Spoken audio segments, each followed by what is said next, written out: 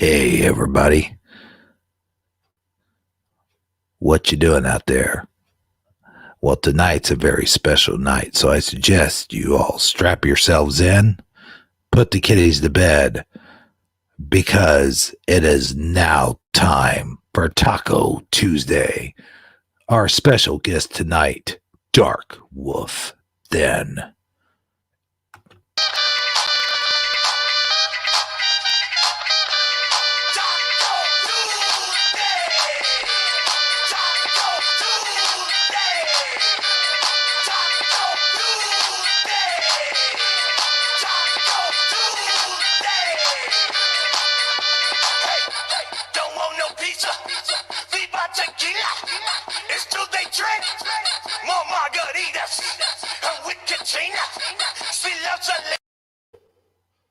Hey everybody, welcome to Taco Tuesday. I'm your host Hebro77, along with my co-host Mr. Sagittarically Speaking 6749995621332222077777531. Saggy, take it away, man. Well, thank you for that great introduction, sir. You left off a couple numbers, but I'm not going to hold it against you. So yeah, we got here. We're on Taco Tuesday. Did you have some tacos today, my man? I had some taco salad tonight, actually. Okay, Yeah, that's awesome. I made a quesadilla. I don't know if that counts, but that's fancy talk there. I don't know what I know that's. Yeah. I ate it with my pinky in the air too, just so you know. Well, you should have. That's the appropriate thing to do, unless you make a sloppy quesadilla, and then you got to have your middle finger in the air. Oh yeah, that's true. Yeah, but we shouldn't talk about such things on this family friendly show that we have. Yeah. Such a prestige show, especially tonight, man. This is a very special night. Did you know that? Yeah, I heard you. We might have like a. You said there's a Dark Wolf Den coming. Well, I meant the fact that it was May 26th, but sure. Oh, really? Why? What's the significance of May 26th? On May 26th is the day we celebrate the halfway point of May. Oh, okay. No, I called your bluff, huh? Got you off guard, did I? Well, yeah. Well, I think actually it is a important day because yesterday was the Memorial Day observation, I think it's called. Yeah. I know what you're saying.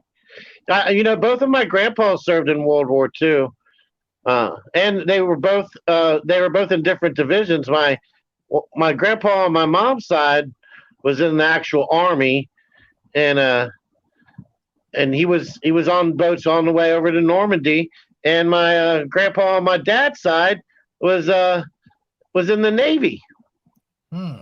So yeah. Between the two of them, they both had some really interesting stories to tell. However, my grandpa on my dad's side just recently passed within the past month or so. But my one on my mom's side, he passed years ago. But I don't know. I just remember as a child them telling me interesting stories. It's funny how what you learn in sixth grade history lessons about World War II versus what you can learn from your grandpa. Oh yeah, man! When you get firsthand accounts, and yeah, it's always a lot different, and a lot more interesting too when you learn it from that perspective. I had two uncles that were in World War II. One was in the Marines, and the other one was in the Army. And my Uncle Frank, he lost his life in World War II, and my Uncle Sam, he lost his leg in World War II. And my Uncle Sam, he never would talk about what went on over there. It took him a long time before he opened up. And I think he was well in his old age by the time he started talking about it, Yeah. And if we do have anybody out there, it's a listener, and they have served in any mission or in any capacity, we do thank you for your service. That is a general thing that does not I do not take lightly. Anybody who has committed themselves to active duty deserves to be recognized for it. You know what, man? That's a good point, and I feel the same way. A lot of my family members were in the military. I told you about my two uncles already. My grandpa, he was in service during the North Korea uh, war, and why did I say North Korea? I'm sorry, I meant the Korean War. I don't know why I downed it to one specific. I don't know. But anyway, because most people just say the Korean War, right? They don't say North or, Yeah, as far as I know, it was just the Korean War. Wi-Fi isn't set up on Oh, this I got device. Alexa here. Let me unplug her. Oh, yeah, you better unplug your woman, man. All right, so let's move on and carry on. So we do have a special guest tonight. DarkwolfDen's going to be coming on here shortly, right? He will be on here momentarily. Yeah. You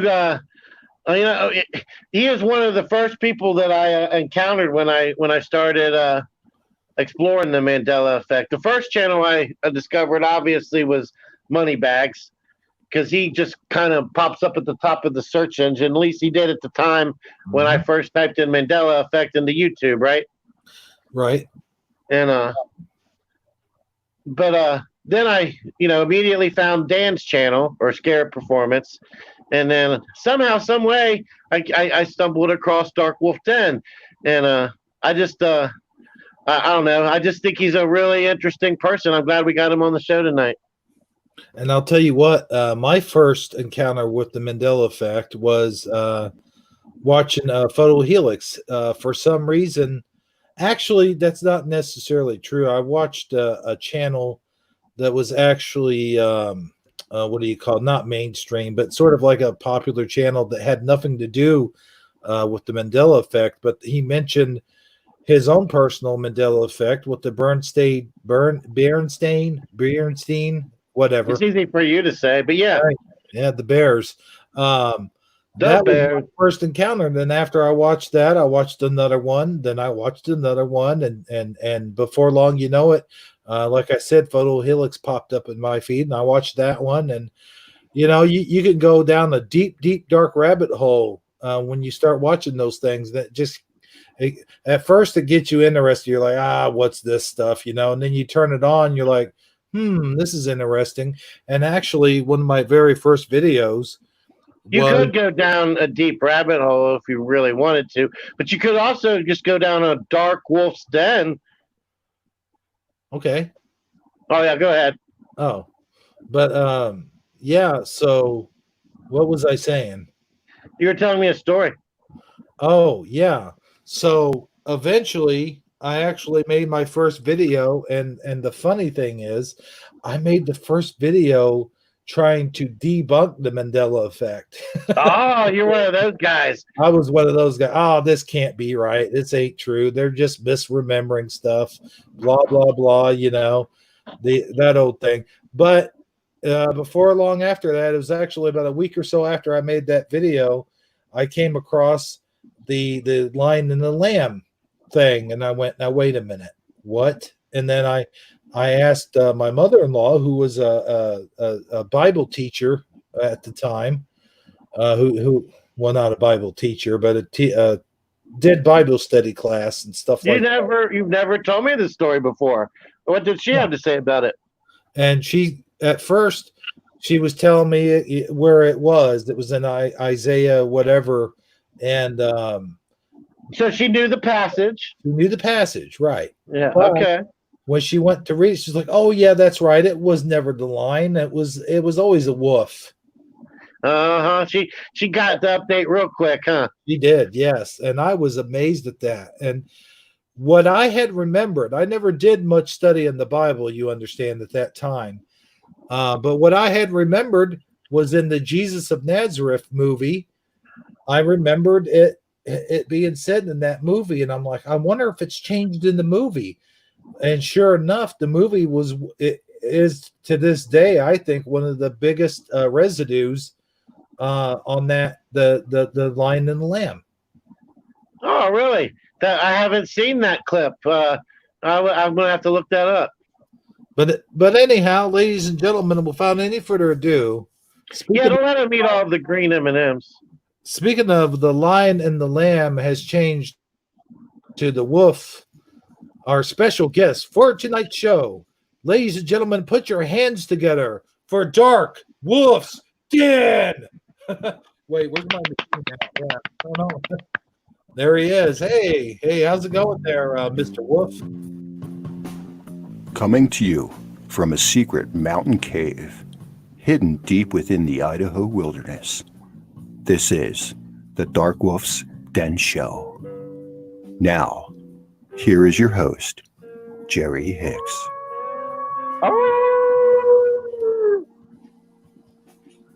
That's right, ladies and gentlemen. I am Jerry Hicks, also known as the Dark Wolf, and you're watching Hebrew 77 right here on YouTube. Thanks for having me, guys. I really appreciate it. Well, I'll tell you what, man. Thank you for being on tonight, man. We're honored to have you in our presence. I'll tell you that much. Well, it's an honor and a pleasure to be here with you guys. It's been long overdue to get on this show. I do listen to you guys quite a bit. I missed your email last week. I just missed it by like a couple hours. So I would have been here last week if I would have caught that in time. So my apologies, sir. Oh, that's fine. Well, we're just glad that you made it. And I did only give you 24 hours notice, so I tried to be a little bit more Johnny on the spot this time. Yeah, as busy as I get sometimes, I need just a little more notice. Yeah. Well, hey, we're going to bring that up here in just a second. I noticed you have a new show out. It's a radio show, no? Yeah, that is correct, sir. He's got hands. He's doing all kinds of things. I would say he's one of the hardest working guys in the Mandela business right now. Well, I do appreciate that, sir. That's very much an honor. I do my best. Yeah, we got a radio show over on Rippin' Common Sense Radio Network, and that's rippinrabbithole.com is where you can listen to that each week. We go on Wednesday, 7 p.m. Pacific, 9 Central. And it's the Dark Wolf's Den Show. We discuss the paranormal, and my whole point with the show is to point out that the paranormal isn't really that paranormal. It's just something science hasn't quite figured out yet. And just because science says something is impossible, it's absolutely not impossible. Just because, they've went back and corrected themselves 1,000 times where they said, oh, no, that can't happen. Oh, yeah, I guess it can, huh? Well, it's funny you should mention that because, it all goes back to a long time ago before they discovered astrology and the stars and all that stuff. There was a lot of things that was explained as paranormal because people just didn't know any better. It wasn't that it was paranormal, like you said. It's just something that we didn't know about yet. So it was spooky and, unexplained. And if I'm not mistaken, that's about what you're getting at is a lot of things that people think are paranormal aren't really, because they're just not explained. They've not been studied properly. The scientists haven't done their research, and now the scientists seem to be coming around saying, well, this is not paranormal. This can be explained, or this can be, I lose my words, but and that's why I'm not interviewing you tonight, sir. I'm going to let Saji take that. Not a problem. But yes, that is basically what I'm saying. A lot of times we've thought things were one way, and turns out that science figured out, oh no, here's what's really going on. So they've demystified a lot of stuff, but there's a lot of stuff still left they claim just can't even happen. Like, I'm sure we're going to go into some of my shows here later, but one example that I threw in the show, my first show, was the fact that the gorilla, an animal that we know today as a commonplace animal, was considered a cryptid until 1902. But, science isn't wrong. And for those that don't know what a cryptid is, can you explain that? Okay, a cryptid is a creature that is not supposed to exist according to science, or a creature of myth and lore. Bigfoot, the Loch Ness Monster, the Jersey Devil, different creatures like that would be considered cryptids. Very well. Yeah, because when I was watching the show, I believe it or not, I wasn't familiar with that terminology. And I noticed, that was the title of the show. And as the show went on, I came to realize, well, that's what obviously a cryptid is. Anything like a Bigfoot or a Loch Ness monster, or I guess technically, any creature that no one's actually ever captured or scientifically proven to exist. Hang on one moment, I'll be right back. All right. Yeah, anybody out there seems to, multiple people are claiming to have seen one or experienced some type of encounter. So I thought that was really interesting. And see, what else was I going to say? Oh, yeah. And then also, I noticed the word crypt is in it. You think of a crypt, you think of a tomb. Yeah, or something along those lines. So the monsters, they go bump in the night. Those are pretty much what cryptids are. Yes. Yeah. Okay. You talked about the chupacabra, and I know I just butchered his name, but you talked about that creature earlier. I know Saji was talking about him earlier, and I think there's been a few people. I know you have a story. You told a story on your radio show that I do believe you encountered one. Am I mistaken, or am I thinking about someone else's show? No, sir, that is absolutely correct. I do believe that I did encounter a chupacabra, and when I lived in Tennessee at about the age of, maybe 13 or 14, I was pretty young. Maybe even been before that. No, I had to be about 13 or 14. A brief retelling of that encounter? Oh, not a problem. I love that's not a problem story. at all. Mm-hmm. Well, thank you, sir. A couple of people have told me they enjoy my storytelling, so I appreciate that. So I was still in middle school because my neighbor was in high school, and my neighbor drove to the next county over to go to school. And they had owned some ducks and chickens and geese, and I want to say at least one goat, if not a couple more. But there was at least one goat. But anyway, he come home one day, and he never went home, but he come over to my house, and we were playing Nintendo. That tells you how old that was. Nintendo was the big system back then, if that'll date it. But we were playing Nintendo, and we did this for a couple hours, and he finally went home. And then he come back over a couple moments later, bawling like a baby. And the reason this is significant, understand, this isn't your typical, dude. He's a wrestler, football player, jock, muscular, not the kind of guy to be crying in front of anybody. Just not their style. You guys know what I mean. Oh, yeah. He was the stereotype. So he's standing there crying his eyes out, telling me all these animals have been. I don't mean to interrupt you or anything, but you know what? I bet he drank his coffee like a man. That kind of, Oh, I bet he did. Black and strong. I tell you what. But yeah, so ahead. He not a problem. He shows up and he's crying, and I get the guy that lived in our property. This guy's old enough to be my dad plus some, so well old enough. So we go over and we start examining the crime scene, if you will, investigating. And we find these ducks and geese, and again, the goat, all laid across the ground. I mean, just strode across the ground. Dead bodies everywhere. Let the bodies hit the floor. Yeah, sorry. I like that. But there was, I know, wonderful song, and they're awesome. But the ground that was strewn with animals, there was a couple of things wrong with this scene. Number one, there was not a drop of blood to be had. None. Nowhere. And that bothered me, because if you've ever watched the CSI or anything, when you poke into any animal, blood will spew, not just drizzle. The shit will fly out. Excuse my language. Sorry. Yeah, that's fine. I've noticed that for my years of hunting. I used to do a lot of hunting back in the day. So yeah, you're right. So there's not a drop of blood to be found anywhere. And these animals all seem to have been killed by the neck. And on the one surviving duck that's running around, I can see like a slash mark, almost like a dirt mark on the neck. And I'll get in later why that's actually maybe significant. But again, the goat even laying on the ground dead, not a drop of blood.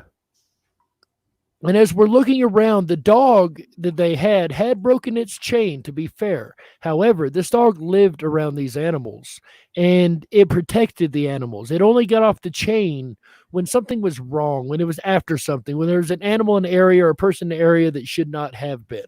It's the only time the dog had ever broke its chain until this day. So the dog finally got the final verdict, but I disagree with the final verdict heavily. And again, I'll continue to explain why.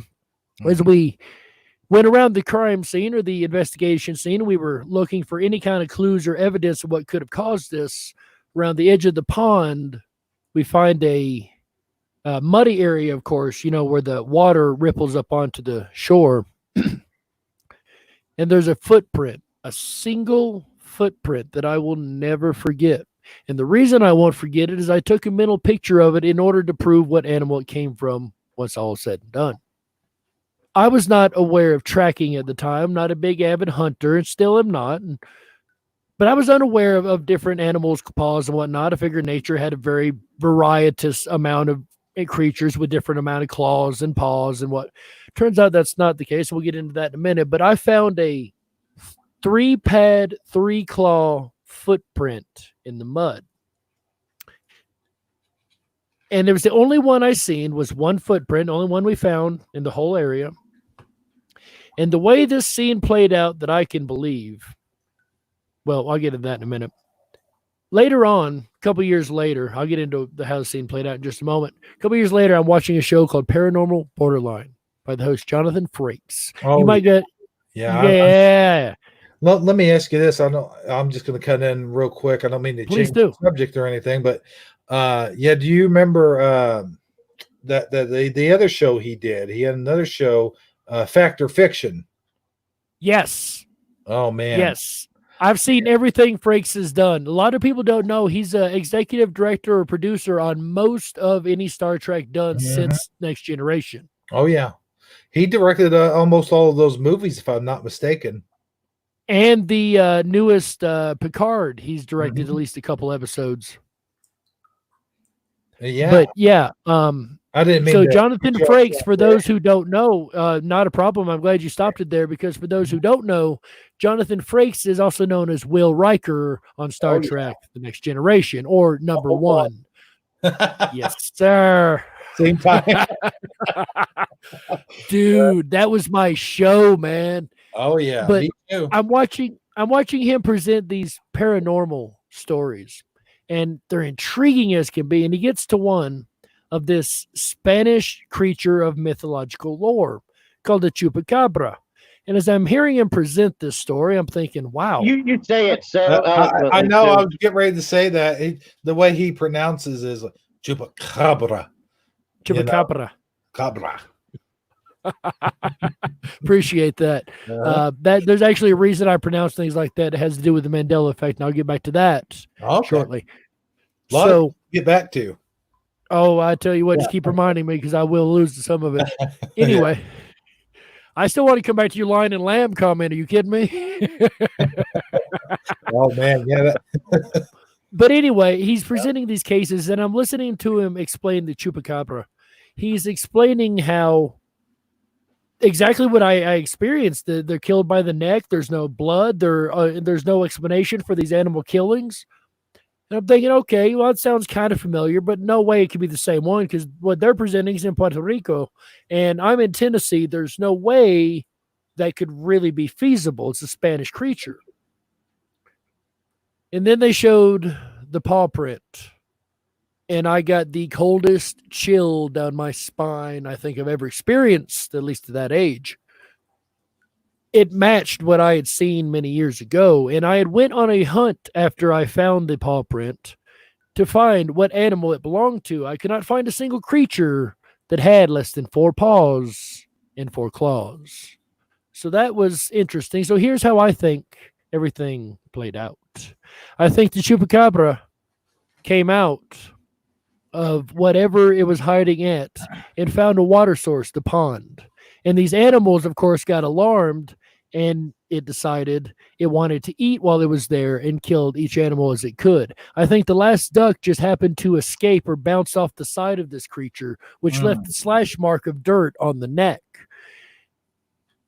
Or perhaps it was an attack that just didn't make, and maybe it escaped, whatever the case may be. Maybe it was going after that last duck when the dog finally broke the chain and chased it away, and it just had to run. And again, the only evidence left was, oh man, sorry about that.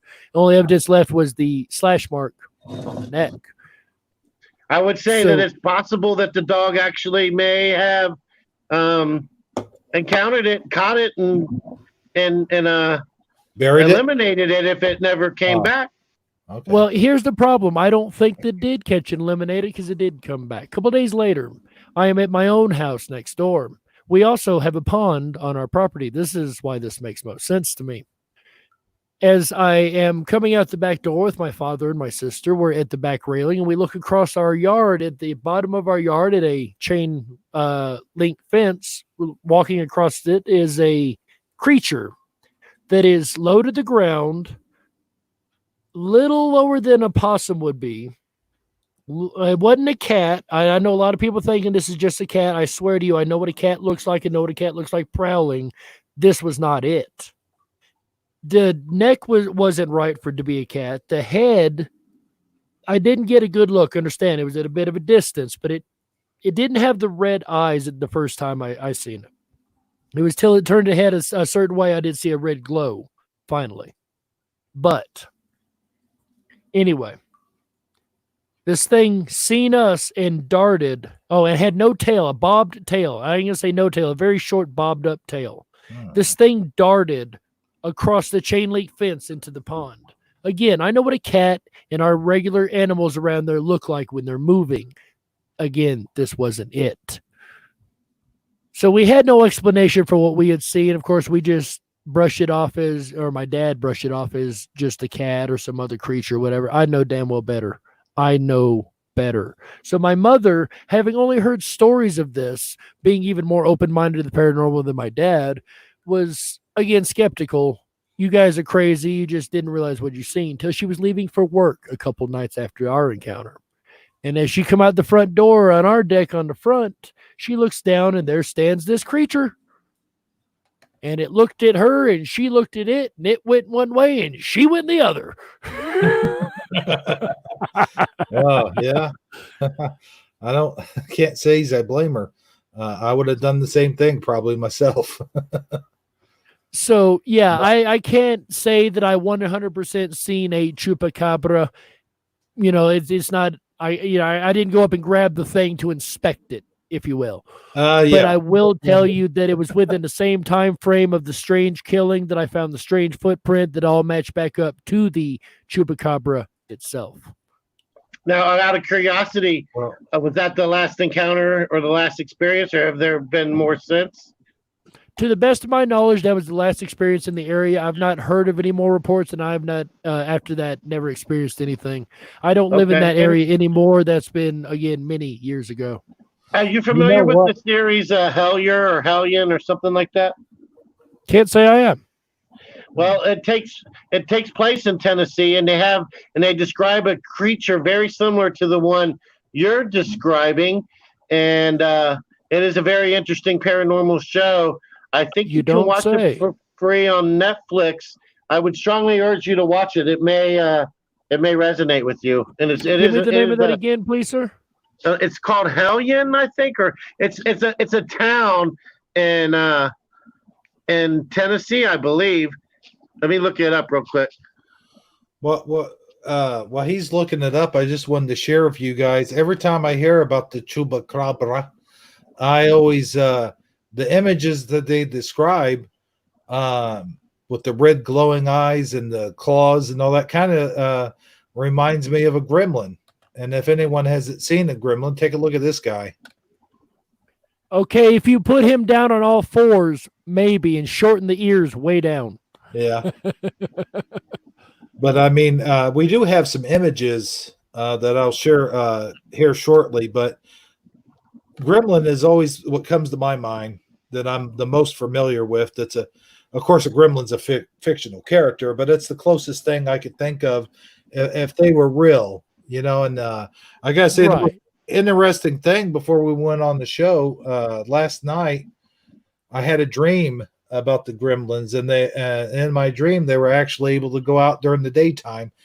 That's neither here nor there, but I was just that's dangerous. Yeah. Right. If you can't kill them with daylight, then you're in trouble. But I'm going to tell you about the chupacabra. I believe, if I'm not mistaken, was your encounter with him at night? It was dusk when I encountered him, late or early evening. You know what I mean? Right. Some of the reports that I've heard of these things, I heard they're nocturnal creatures, and that's why they have the red glowing eyes. My mother's encounter was at night. When she was leaving for work, she was a night shift person. It was already dark. So her encounter was within the dark at night, yes. We had a street lamp, for those wondering how she's seen it. We did have a street lamp right next to our house that lit it up. And, I mean, it literally translates into English as goat sucker or something like that. That is correct. Goat sucker. That is correct. And it's considered to be of a vampire nature, as if it sucks blood. And that's the reason why you made mention that there was no blood at the scene, because what it does is it literally has fangs. It bites in and it sucks the blood out. Correct? To the best of my knowledge, yes. The way I could imagine this happening is it would have to have such a large bite or such a suctional bite. They would have to suction around it and bite at the same time to stop any blood disbursement elsewhere in the environment. Yeah. And I put a link in our little private chat here on StreamYard for that show I was referencing. It's called Hellier. It's about a group of paranormals that investigators that go to investigate, and it turned into a miniseries. It was so popular they came back and made a second season. But one thing they make reference to in that show is the fact that there in Tennessee there is a lot of caves, and there's an underground cave system that literally stretches across the United States all the way over toward South America. So it is possible that through that cave network, certain creatures or paranormal type creatures could easily get from one place to another, so to speak, traveling through that underground cave network. I know it sounds kind of far-fetched, but I wouldn't say it's impossible. Well, no, I wouldn't even say it's far-fetched, honestly, and I would even go as far as to say it could have, because it came from Puerto Rico, could have easily got into Mexico and then migrated up through the states into Tennessee over time. I would not put that as being an invalid idea either. Yeah, and it being of that nature, of course, a cave system would be an ultimate dwelling ground for it because, according to lore, most things that are that kind of nature don't like direct sunlight. Touche. Yeah. Well, hey, I've got some images up here. You guys can see this first image here kind of looks almost dog-like.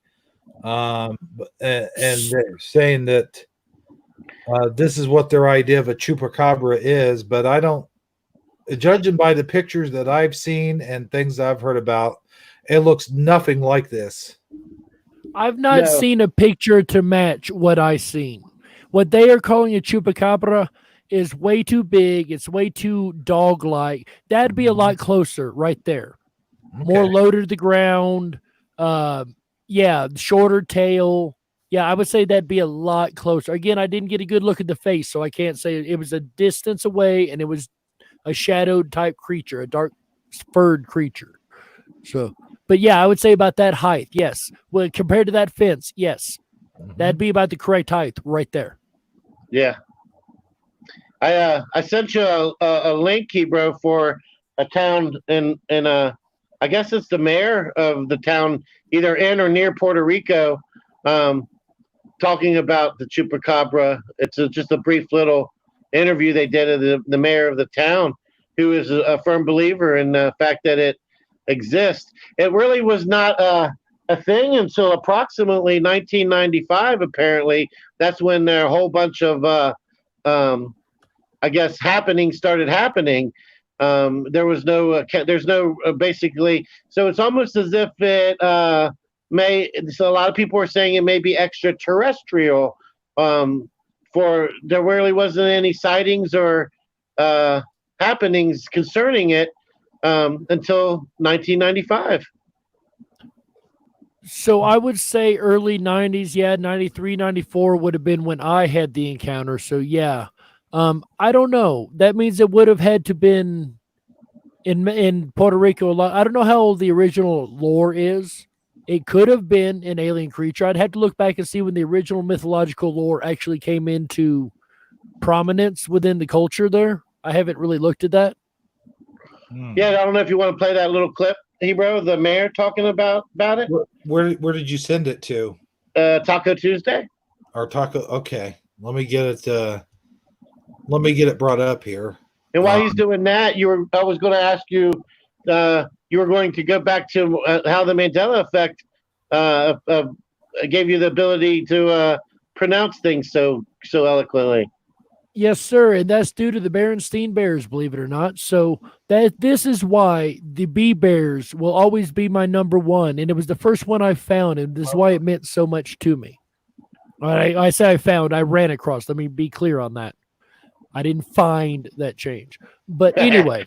I'd say it's probably the most well-known one. Would you agree? Yes, it is. And when I was a child, that's the book that I learned to read on, that book series. I loved the bears. They were great. They were one of my favorite children's books. And I remember one day, I will never forget. This is why I pronounce things so specifically. Sorry, guys. Hold on. I'm sorry about that. Go ahead. No worries. Not a problem at all, bud. So I looked at my mother one day. I've got the Berenstain Bears book next to me, EIN or Stein. And here's where the question came into play. My mother is holding in her hand a German Stein. We spent 3 years in Germany. My first language was German. So I asked my mother, by technicality, but we didn't speak it in the house, so English quickly became my regular language. But anyway, so my mother's holding a German Stein, and I'm looking at the book, Berenstain, and I know how to spell Stein. Again, I understand it's the same spelling as is on the book in front of me. So I asked my mother, are Americans saying this word right? Is it supposed to be Steen or Stein? Her answer, which I like to think would have been neither one, son, there's an A there. However, her answer was it depends on what country you're in, how you pronounce it. That right there, that single line told me a lot about the world itself. So if it's from German, you should pronounce it with the German accent or with the German language, how they would pronounce it. If it's Spanish and so on. That's why I make it a point to pronounce things as the origin country they come from, because that's the way they're supposed to be pronounced, as I was taught, Yeah, very well. That's an interesting take. And it's good residue for how you can kind of make sure, it gives you a sense of it gives me an anchor memory to look back at and know that there was a definitive time that there was a reason that I asked the question on the spelling. All right. Well, let's watch this clip real quick. This is the mayor of a town that's been affected by the chupacabra. I'm not sure exactly which town. Play away, my friend. All right. Sure will do. Hey, he did that thing again. When he said, my friend. My friend. I know not of that which you speak, my friend. Please, play the clip. Okay. That a lot of people here believe in the chupacabra, including the mayor of the city. It has round eyes, small ears, and its hair slicked back. It's not a dog or a monkey. I personally think it's some sort of extraterrestrial. Mayor Soto is nicknamed the Indiana Jones of Canóvanas. Last winter, when small animals began turning up dead, he swept into action, organizing search parties. With hot coffee to keep them up and night vision binoculars, residents went in hot pursuit of the monster. Now, you might think it's strange that an elected official would be spending his time chasing an extraterrestrial goatsucker, but the mayor of this town is taking his chupacabra search very seriously, and a lot of people here are 100% behind him. You think the mayor is a little crazy? No, he's not. He's a nice guy that works really hard. Is there really a chupacabra? Yes, it's a really. Not a joke. Seriously? No. It's not a show. It's a real thing. In Canóvanas, Puerto Rico, Elliot Rodriguez, Channel 10. Interesting graphic. Okay, well, there you have it. Love the graphic at the end. Yeah, I know, right? What is this? It's only lived in stories and legends. I don't know. You're playing something else now, my friend. You might want to pause it before you get copyright stricken. So this is where they got that dog-looking thing that had mange that they claimed was the chupacabra, which was That's where I garbage. got those photographs from. I do believe. But that is an interesting article there that you pulled up. The mayor is actually going on a hunt. However, I must disagree with their version of the chupacabra. That looks more like a alien creature to me, with the spines out the back and standing on two legs. It looks like somebody crossed an alien gray with whatever else they could find. Yeah, and there may be different varieties, a bit depending on where you're at. And it very may be. It may be. Ooh, I got some earringing just then. Like different species of creatures, like different versions of bat. There's 90 different bats, 100 different versions of dogs. Yeah. True. Yeah. Well, hey, since we got them all in here, would anybody mind very much if I gave the room a shout out real quick? Yeah, shout them down, bro. Yeah. All right. 40 minutes in and haven't done one yet. Go figure. Right? What's wrong with us? We got it's our excellent guest has got us enthralled in his wisdom. Oh man, I tell you, these stories, that story really got me. And I did hear some of that on your radio show, but I got to tell you, man, it got me engaged. It got me listening. Like I have ADHD, mind you, so that's not an easy thing to do to keep me engaged, you know. Well, that I will take as a compliment, sir. Yeah, he hasn't walked away yet to go get some chips or a burrito or anything. That's right. Hey, I'm trying to be a gracious host here, sir. Well, you're doing a wonderful job, my friend. You're extremely gracious indeed. Well, thank you. But you know, seriously though, here in the chat we've got System Failure. Hey, System, good to see you, buddy. We got Long Reach One, Eddie Von Keen, the real one. Let me scroll on down here. We got Michael Fontaine. Michael Fontaine. Michael Fontaine. Michael Fontaine. Michael Fontaine, he's got himself a little bit of how do I say, a trophy, if you will. He's pretty good at being the first one in the room every week over at the Rippin' Rabbit Hole. He's they did a little contest over so who can get in first. They get a little, credit, if you will. Michael Fontaine has won more times than anyone I know. So shout out there, Michael. You know what? He gets the same shout out for me for often being the first guy in our chat as well. I'll tell you what, he's the first guy in. He hangs out the longest, I think. Yeah. The last guy out. But also, I got to remind you, CJ Wood is in the house. Suso, Dr. Seuss is here tonight. Why didn't I give that man a wrench? I guess I was afraid he was going to hit me over the head with it. I don't know.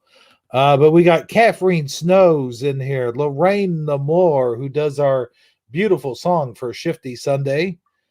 And let's see here. I believe that is it, gentlemen. So excellent. Well, thank you, everybody, for being here with us this evening. We very, very much appreciate it. Yes, we do. And we love the quality of our chat room. We might not have the largest chat room in the area, but we got high quality individuals in our chat room, that's for sure. I gotta say, Dr. Seuss, I love that nickname for him. That is so fitting. I love it. Yeah, he seemed to had adopted that. I mean, I'm not quite sure where it started, but I did used to hear Armor Up use it a lot. So I was like, okay, cool. That is fitting for him. I'll call him that from now on. It's a great nickname if you got to have one. You know, I never did have a nickname in real life. So in the computer life, which is real life. I know I'm contradicting myself here when I say so, but Hebro, everyone calls me Hebro, and I'll roll with that. I know some of my videos I'll refer to my real first name, but never the last. Actually, Michael Fontaine does bring up a good point. The last show, he was the first one in, but the first show, actually, it's Mandela was the first one in the first show. So, but the second one, you were first one in. Fair point. Cool. And hey, you know what? We're going to talk about a lot of the stuff that you're doing, a lot of stuff you're working with. We'll talk about that at the end of the show. But you at the top of the show, I brought up one of my very first Mandela effects, which got me sucked into this whole world, which woke me up, if you would, and made me a believer out of all this. I talked about the Lion and the Lamb. I almost said the Wolf and the Lamb. Oh boy, phew, that would have been a hard one to get out of. But no, seriously, I was talking about the Lion and Lamb, and you said you had a few things to say about that. You told me to remind you, so here I am reminding you. Very well, sir. I much appreciate that. Yes, that movie is really one of the best pieces, like you said earlier, of evidence or residual evidence I have ever seen. He states clearly, the lion shall lie down with the lamb. Oh my goodness, I love that piece of evidence. So I went and did a search, and I did a video on this over on DarkwolfDen channel. And I did a search on 4 criteria: hymnals, charities, what were the other 2? I can't remember what the other 2 criteria were, but it was like 4 criteria I went across. Then I did a lion and a lamb search, what you would expect to find. In the same example, I did the wolf and the lamb search. And just as you would art was another one. Just as you would expect, there's very, very little to none wolf and the lamb. Anything from ministries to hymns to you name it. But the lion and the lamb, my God, the piles of evidence for that are insane. Sermons. There are sermons you can look up today that are old sermons where they're preaching about the lion and the lamb and the meaning of the lion and the lamb and the whole prophetic arguments of that verse. I'm curious, so in the sermons, are they referencing Isaiah? Oh, yes. Every one of them are referencing the exact same verse. What gets me is when you find something like Isaiah 11:6 or the lion and the lamb, like Isaiah 11:6 says, the wolf shall. Yeah, that's what that blows my mind to this very day, you know. And I'll tell you what, I'd be interested to go back and listen to some of those sermons. And to me, what it represents is peace. That's when peace will come, and that's what Jesus talks about. He talks about there will be peace once the lion lays down with the lamb, because a lion more likely, of course, is going to eat that lamb more often than not. And the day that he's no longer eating the lamb, he's actually laying down with him, not, of course, in a literal sense, but sort of like, buddies with him, or he's pals with him, or whatever, instead of eating them. The lion, of course, represents war. There's more than a wolf changed here, though, my friend. Uh-huh. Yeah, it's also the word dwell, right? There we go. A lot of us in the community glaze over this middle part. It said the lion shall lay down with the lamb. Now it says the wolf shall dwell with. So there's been a multitude of changes among this verse. We focus on the wolf because we go, oh God, that was the Satan character. Oh God, why is he there? And yes, that is huge. But the entire line has completely changed. That's right. Yeah, and when you think of wolf, you think of, and no offense to you, of course, but you think None of taken. Sheep in wolf's clothing. That's the first thing that comes to my mind is a sheep in wolf's clothing. And you think, right, of course, that, and I actually have a song that I went over that I think has changed, but that's neither here nor there. It has to do with a fox. And I was comparing a fox to a wolf. They say that a fox is sly and slick and stuff like that, but it's always the wolf that's even slicker than the fox, the one that always comes up with these ideas to attack a lamb or attack whatever. I mean, the lamb, of course, that's just a metaphor, of course. Metaphor, right? Yeah, of course. But wherever did it come to be that the fox was actually slyer than a wolf? That's a really good question. Because you're right, the fox does get more credit for being more sly, but you think about it, the wolf is a lot more slick. And to my credit, just to be clear, I've been Dark Wolf, and I have people who can vouch for me on this for 20 plus years online. So I was long before the Mandela effect. I was Dark Wolf.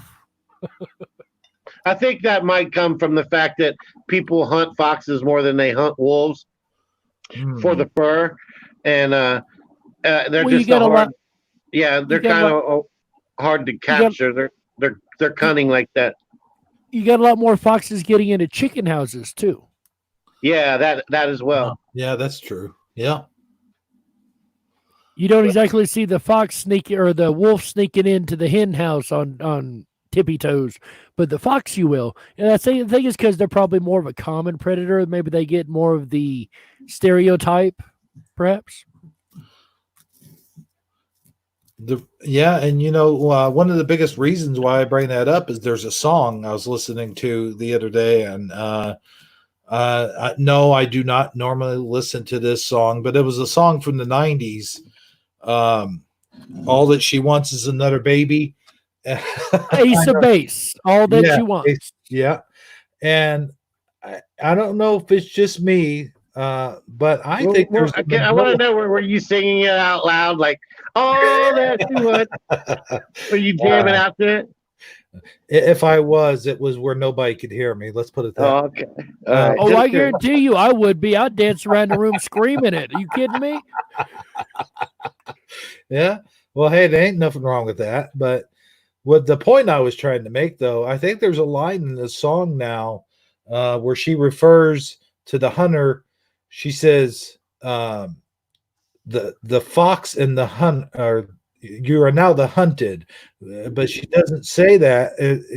You think that the prey to the hunter would be the correct term or whatever, but now she says like a fox to a prey, and I thought that's awfully strange. It seemed like I remember hunter and prey. I don't remember fox and prey, but it could be that those two words don't commonly go together, even though they kind of do in a way. But you know what I'm saying?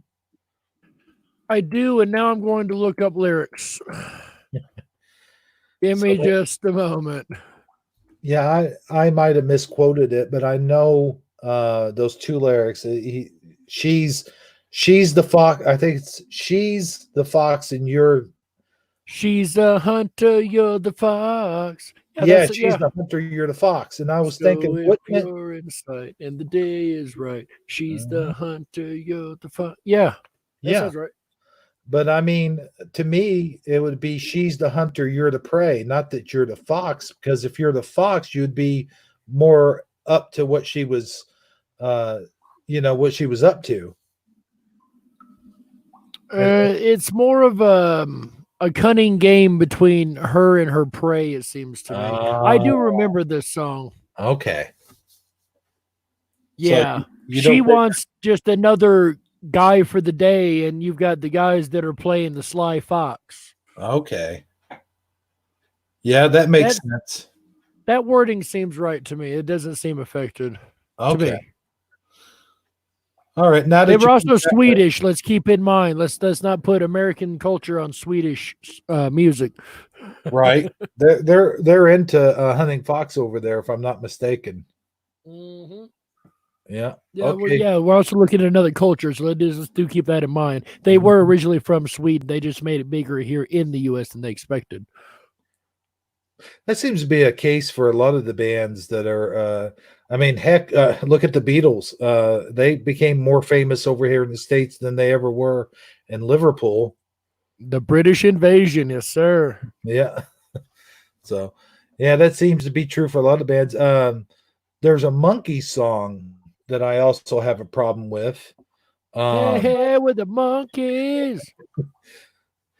But good old Sandy Diva was talking about some monkey Mandela effects last night on Mandela Monday, and it got me to thinking about a monkey song I heard. And I don't mean to throw ourselves all off of the subject because you are a special guest. You know, and we do want to get in as much of your stuff as possible. Oh no, quite okay. I enjoy the conversation. What you got about the monkeys? I was thinking about that song, Daydreamer. And Daydream Believer and Homecoming Queen. That one? Yep, that's the Yeah, one. what about it? Yeah. It seems to me like there's a line in there. It says, "Cheer up, sleepy Jean," and it seems what can it mean to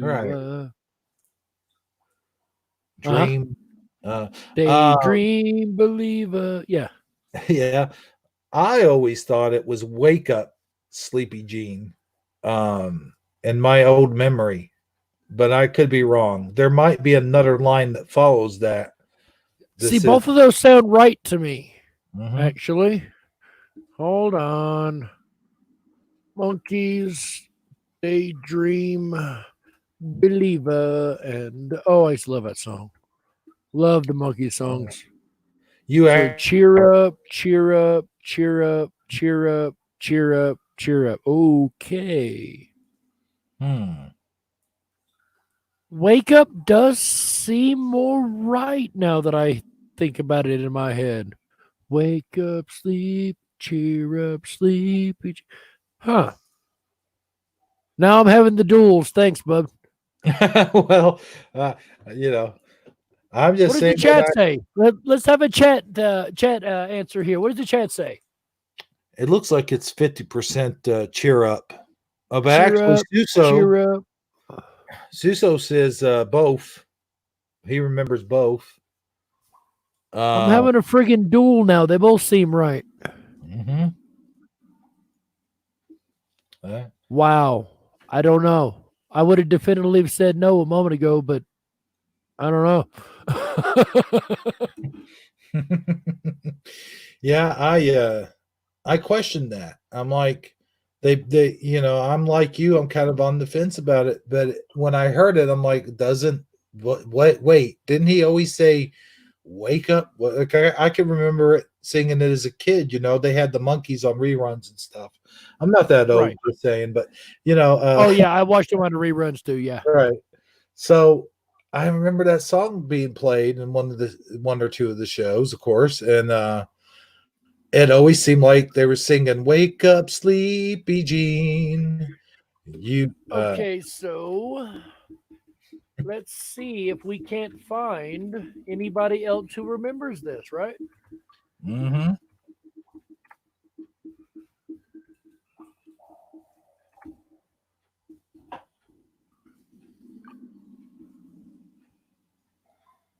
Oh man, I think I triggered Suso.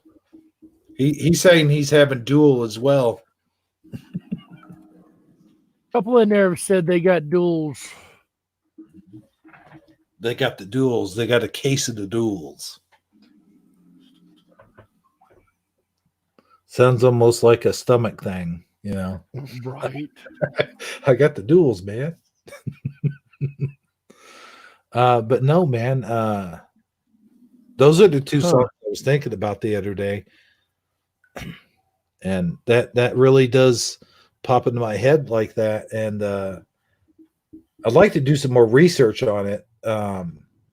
Maybe make a video of it. What do you think? You're a little more brave than I am as far as that goes, but I don't make change videos, so If I'm on the fence about something, I won't. But again, that's to each their own. Right. I don't make change videos. I went for something totally different because there was enough channels doing the changes. I wanted to go for the theory, something I could definitively say, here, look, I've got this evidence to prove this theory is possible. Awake and Activate says she didn't get a notification for the show. Oh, no. Yeah. Well, glad she made it. I think, oh, wait, I might have been mistaken. She might have said something about your channel, I think. I don't know. I might have read that wrong. Hang on one second. Found a video of Davey. Mm-hmm. That was another Mandela effect, I think Sandy brought up last night on Mandela Monday, was that his name was now Dave Jones. I thought it was Davey. Yeah, that was the argument they were bringing up. Now, I'm not sure what the whole argument was, but they said that he went by Dave Jones. No, you meant to say David. David. Yeah, David Jones. How did you know that, Sedge? You must have watched the show. Yeah, I was there. Oh, okay. No, you were there personally? Yeah, I'm always there. I got a private jet. I fly into Texas on Sunday night, stay till Tuesday morning. Oh, wow. Okay. I didn't know you won the lottery like the Connor. Says cheer up. Okay, I'm going to go see if I can't find later on tonight some evidence for Wake Up because I can't find anything specifically right off the top. Oh, okay. See, all the lyrics I'd say cheer up. I'm sorry, go ahead. No, I see I've got you scratching your head, huh? You do, because I'm curious who else would remember this in the Gen Pop as Wake Up opposed to Cheer Up. Yeah. And like Moneybags does, going back through different people's karaoke videos and stuff, which I don't have time to do right this moment, but that'd be something I would do, is go through karaoke's and see who's singing Wake Up, if anybody, and who's singing Cheer Up. Or you know what? A lot of good residue comes from covers too, covers of songs. Right. Yeah, that's what I'm saying. Like if somebody's covering it and they're singing it like they remember, they're saying "Wake Up." That's huge residue. That's what Moneybags uses a lot. Yeah, and as far as Suso is concerned, he could just hook up the karaoke machine, tell a few people to go up there and sing it, and get instant results. Right? Hey, Suso, why don't you do that, man? Oh, wait, is his bar even open right now? Well, only if you sing it as you remember it without the words on the screen. Right. That's exactly. Cool. Yeah. Yeah, I got to look up the residue for that, see if there is any. Because I'm curious now. I have a duel, and duels bug the daylights out of me. Mm-hmm.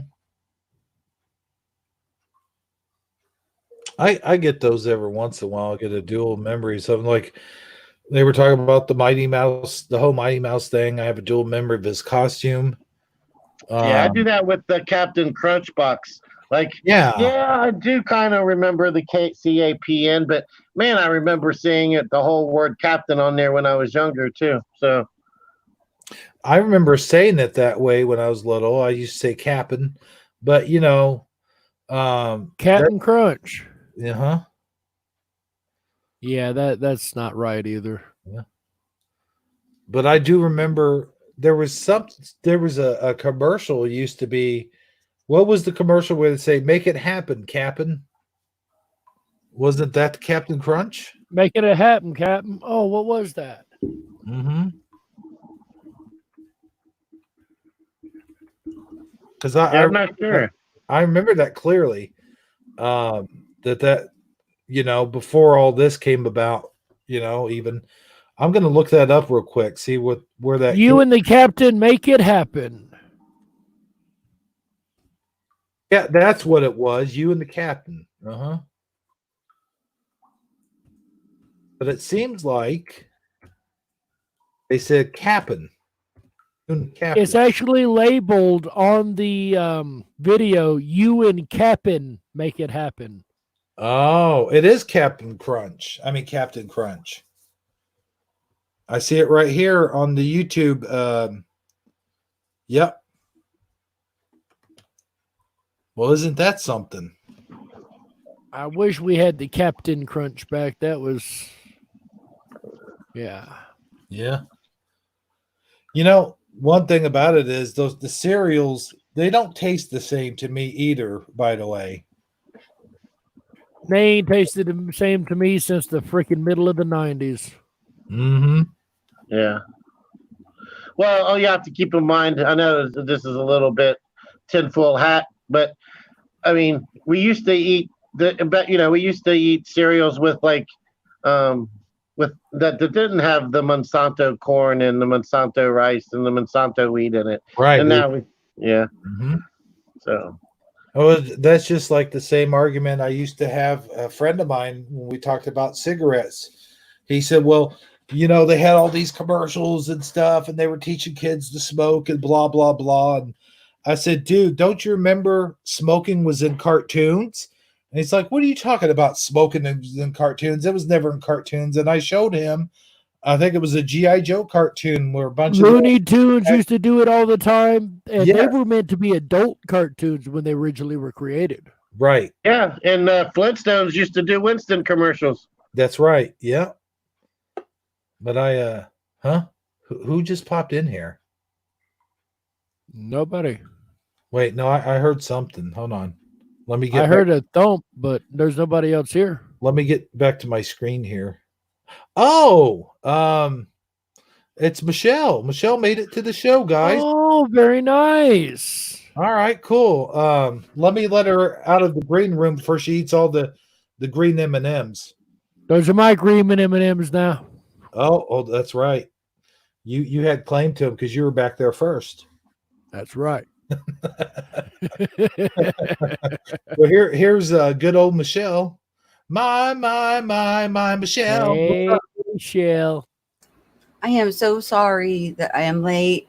Hello, Dark Wolf. How are you? Saji and Hebrew. Good evening. And I didn't touch the green M&Ms this time. I just ate all the lasagna. Oh, all the lasagna's back there. Well, don't tell him that. Now he'll want lasagna. No, it's gone. You know what? It's a trade-off. I'll take the green M&Ms. That's quite okay. Yeah. Yeah, last time I ate it all. So just be glad I left you something. How you doing, Michelle?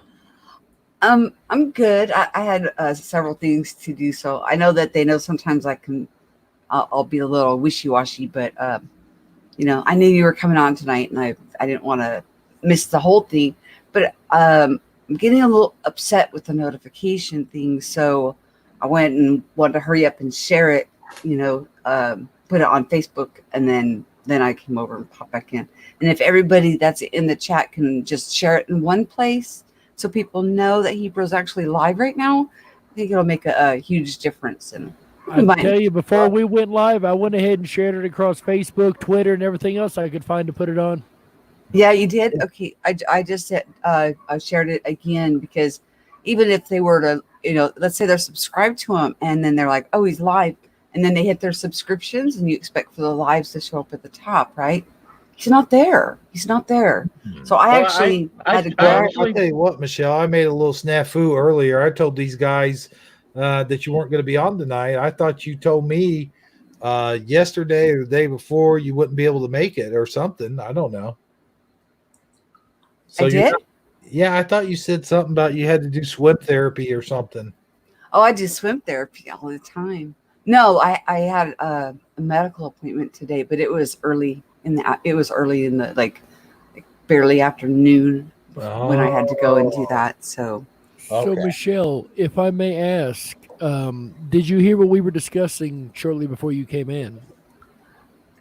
You were talking about a line and something that changed. I'm telling you, I just barely popped in, so I'm going to have to rewatch. The Monkees song Daydream Believer? No, I really wasn't into the Monkees, though. That's an honest answer. The Beatles, I liked. But the Monkees, I watched their little sitcom thing, but even really not a whole lot of that. But that's about the extent of it. Gotcha. Because the question is, in the song Daydream Believer, was it Cheer Up Sleepy Jean or Wake Up Sleepy Jean? And I'm having a daggum duel on it. Wake up. Wake up, Sleepy Jean. There we go. Okay. Thank you, Michelle. It's actually Cheer Up, as the history records right now and always has been. Every line says Cheer Up. It's not even a duel within the song. It's just one repetitive cheer up, cheer up, cheer up, cheer up. Yeah. Well, once you said the lyrics, then I like heard the song in my head. No, it's wake up, Sleepy Jean. But I always think of the Monkees as that silly sitcom, and where they would speed them up in the beginning. It is the same band. It is. Yeah. But that the music that they sang was more serious. So it was wake up, Sleepy Jean. Wake up. I appreciate that. Like I said, I'm having a duel big time. That happens. I mean, when you hear it the new way so many times, you're going to eventually have a dual memory. Well, what got me is they mentioned it, and I just broke off singing it. And even when I started out with the word cheer, my brain went, "Wait, what?" Yeah, it did. Yeah. It didn't, and then it didn't compute. You were like, "What? What? No, wake up!" Like I caught myself as I said it. Cheer up, sleep, and the brain went, "Wait, cheer, wake." Did you say that right? Shut up, brain. Shut up. I'm with you. I get it. It's because it doesn't sound right. It doesn't sound right when you can look at it and be like, maybe, maybe not. But as soon as you actually try to, sing it, then you're wanting to sing it the way that you know it, which would be wake up. And when you said cheer up, my brain does the same thing when something changes like that. It's like short circuits. It's like, wait, no, that doesn't feel right. Doesn't resonate right. I'm saying it because that's what they say is right, but no, I get it. Wake up, Sleepy Jean. Yeah, no. Now I'm not saying that I'm right. I'm saying that's what I remember. Oh, I'm with you. I get it. I mean, it seems it would make sense to tell somebody who's sleepy to wake up, right? Right. Yeah. Seems like that to me. And I have an interesting question. You mentioned Clarksville a while ago, and that earlier. Well, you might have mentioned it backstage. I don't know if you mentioned it here on the show or backstage or whatever. No, it was backstage, but Clarksville, Tennessee, yes, sir. What about it? Well, that's what got me to think about that Monkey song. Is like the last train to Clarksville, and I'll meet you at the station. There's actually a controversy. Yeah. One of the writers said it was about Clarksville, Tennessee. The other one said it was about Clarksville, Indiana. So there's a bit of a controversy over what was really meant. But we in Clarksville, we like to think it was us. Oh, yeah, sure. Yeah. But I'll tell you, man, I've been listening to a lot of Monkees songs here lately. I've been revisiting them, so to speak. And I have those two songs, Last Train to Clarksville and the Cheer Up, Wake Up, whatever, Daydreamer is one of the songs on my MP3 player. And I listen to it as I'm mowing the lawn or, doing the yard work or working out. It's kind of a fun thing to sort of revisit that stuff every once in a while. You go back to it after you haven't heard something in a while. And when you're not busy listening to Ace of Base. Yeah. All that you want. But I'll tell you, man, I'll tell you another good one to listen to while you're working out. People don't really think about it is Tom Petty and the Heartbreakers. They have a few songs that kind of get the blood flowing, When I listen to Tom Petty working out, the only workouts I really like to do are the 1 gram lifts. Mm-hmm. Huh? Oh. The 1 gram. Okay. I get it. Yeah. He has a lot of songs that has to do with that, doesn't he? Yeah, that would be my first choice in that situation. Not so much when I'm working out. Right. It just doesn't motivate me for lifting weights, at least not the heavy weights. Oh, okay. Well, no, I mean, most of the time it's either AC/DC or, Metallica or, one of those guys when I'm lifting the heavy weights. But if I'm just, sure, Korn, Freak on a Leash, that was always my go-to. Oh man. When you have like a bad day or you're really mad, you have that go-to rage song. That was my rage song. What was that one by Limp Bizkit that was a rage song? I'm trying to remember. The F song. I know what you're talking about. But yeah, I used to play that when I would get in my car and just blare it really loud when I was in my car angry. Hey, Darkwolf, there's a question for you in the chat. This is DarkwolfDen. I had a question for everyone. It's been bothering me a lot. This is from Michael Fontaine.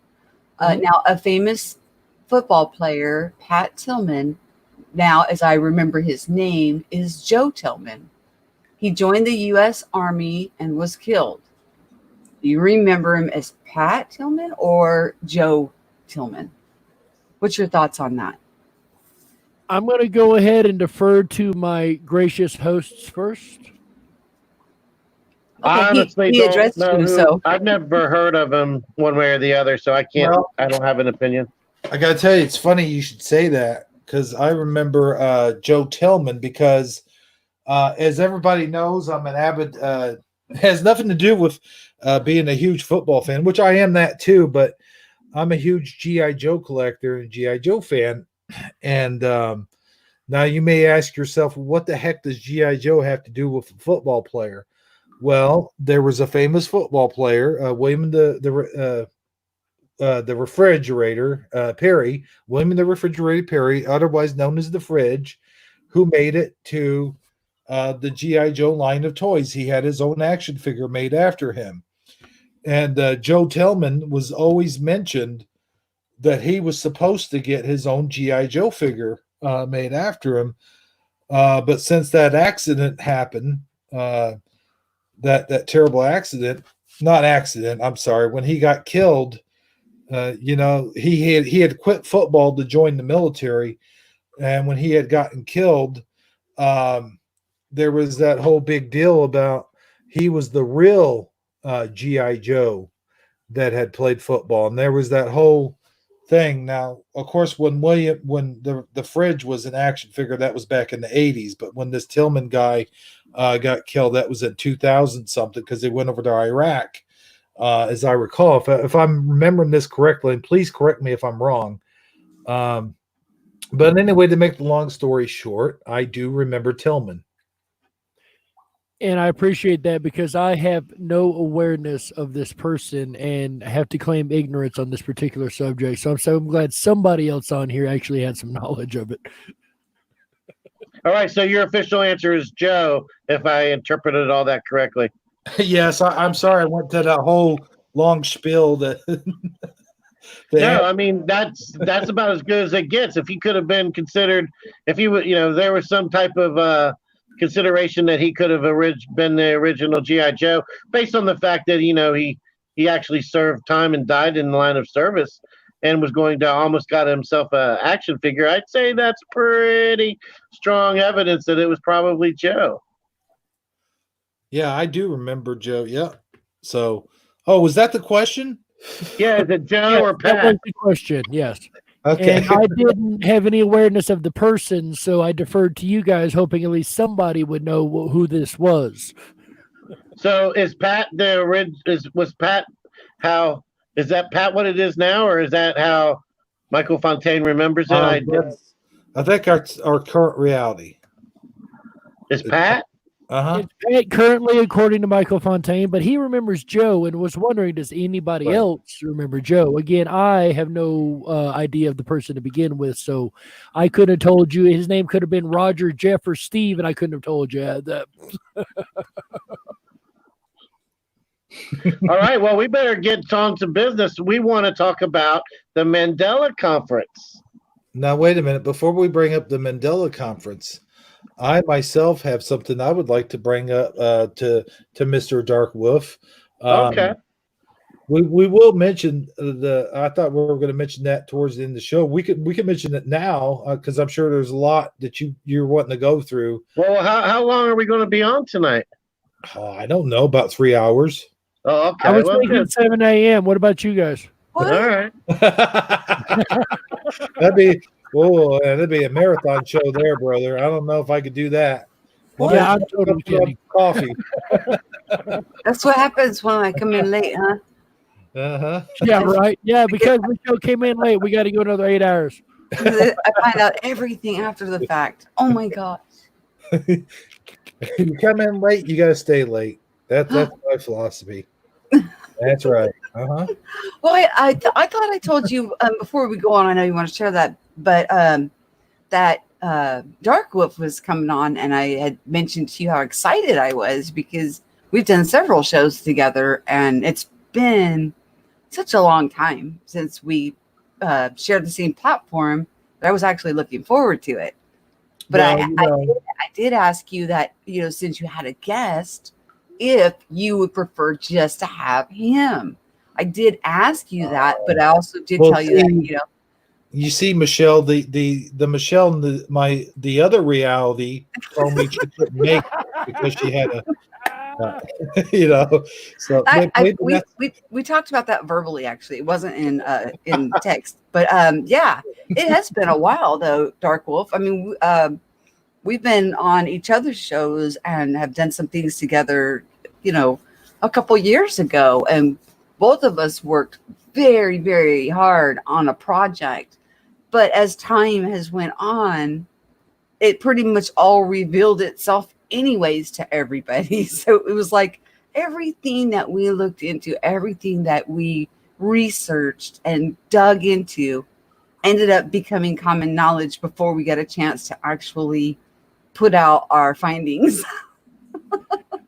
But that's okay, though. That just means it was meant to come out either way. Even though we weren't able to make it in time, the information still came out valid. Exactly. That's exactly what I was thinking. It doesn't matter how it comes out or who puts it out or how it comes about. But yeah, but the fact is, I mean, we worked like what, 6 months? Almost a year into a research project on YouTube about YouTube. Yes, about number manipulation, subscriber manipulation, shadow banning, and all this stuff, and even to can people purchase subscribers, because that was another thing that was going around, and I was like, how can you even do that? And then we took a innocent that didn't know anything about it and found out that we could actually do that, and it added subscribers, not a whole lot, to another channel, just to see if that was actually possible. And there was so much. Creator would have no idea that anybody did anything different. They think they just got a load of subscribers for whatever reason. We never even revealed who it was, and that we did when we never put out our information. I took that part of the research, and Dark Wolf took the other part of that. There's a dark side to that too. And that was that after a certain amount of views that someone would do, it would remove subscribers from a channel which they picked. I mean, it was we worked really hard and had so much evidence, and then it's like, it's all out there. Everybody already knows. But yeah, so I was pretty excited that, he's coming on, and I think I remember saying I think he found his true calling with putting these conferences together, and that and correct me if I'm wrong, Darkwolf, but aren't the interviews and a lot of the speeches that everybody gave, aren't they up on your channel now from the last conference? No, ma'am, they're not on my channel. They are on the International Mandela Effect Conference YouTube channel. There you can find the interviews, the speeches, the talks, all of there is one talk on my channel that we hosted on my channel afterwards. It was a public digital panel discussion. But besides that, everything can be found on the International Mandela Effect Conference YouTube channel. And that channel was created after the conference. Now that you brought it up, okay, let's go ahead and I guess we can go ahead and discuss that now. I'm so sorry, Hero. I'm sorry. No, that's I just rolled on. I didn't mean to do that. That's the next segment I was going to lead to. I was going to ease into it, but you know what? It's cool, man. We're gracious to have you on here. So anything that you have to plug away, man. It wouldn't be shameless. It's your show, man, so to speak. No, I did shamelessly plug you on. I don't know if you've heard of Voynich. I have heard of Voynich, yes. Yeah, well, I'm sure that you have Darkwolf, but I don't know if Hebrew has. But Brian popped on over there, and there was like 90 people in his chat, and then he threw me the StreamYard link, and so I went on there and I was yakking away, and towards the end there, I was like, hey, I was trying to ask him, quietly if it was all right if I shamelessly plug another channel. And he said, Michelle, you know how I am. If you want to share somebody's stuff, you share it. So, I put your channel in there and gave you a shout out. And, that's the people that I like, that they don't care. You don't have to be affiliated, because we're all in this together.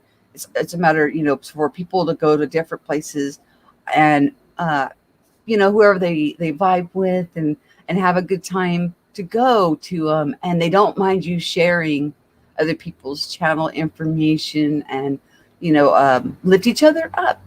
So, that was on Voynich's live stream the other day, and he was having a grand old time, because when Brian popped in there, like there was over 100 people in the chat stream.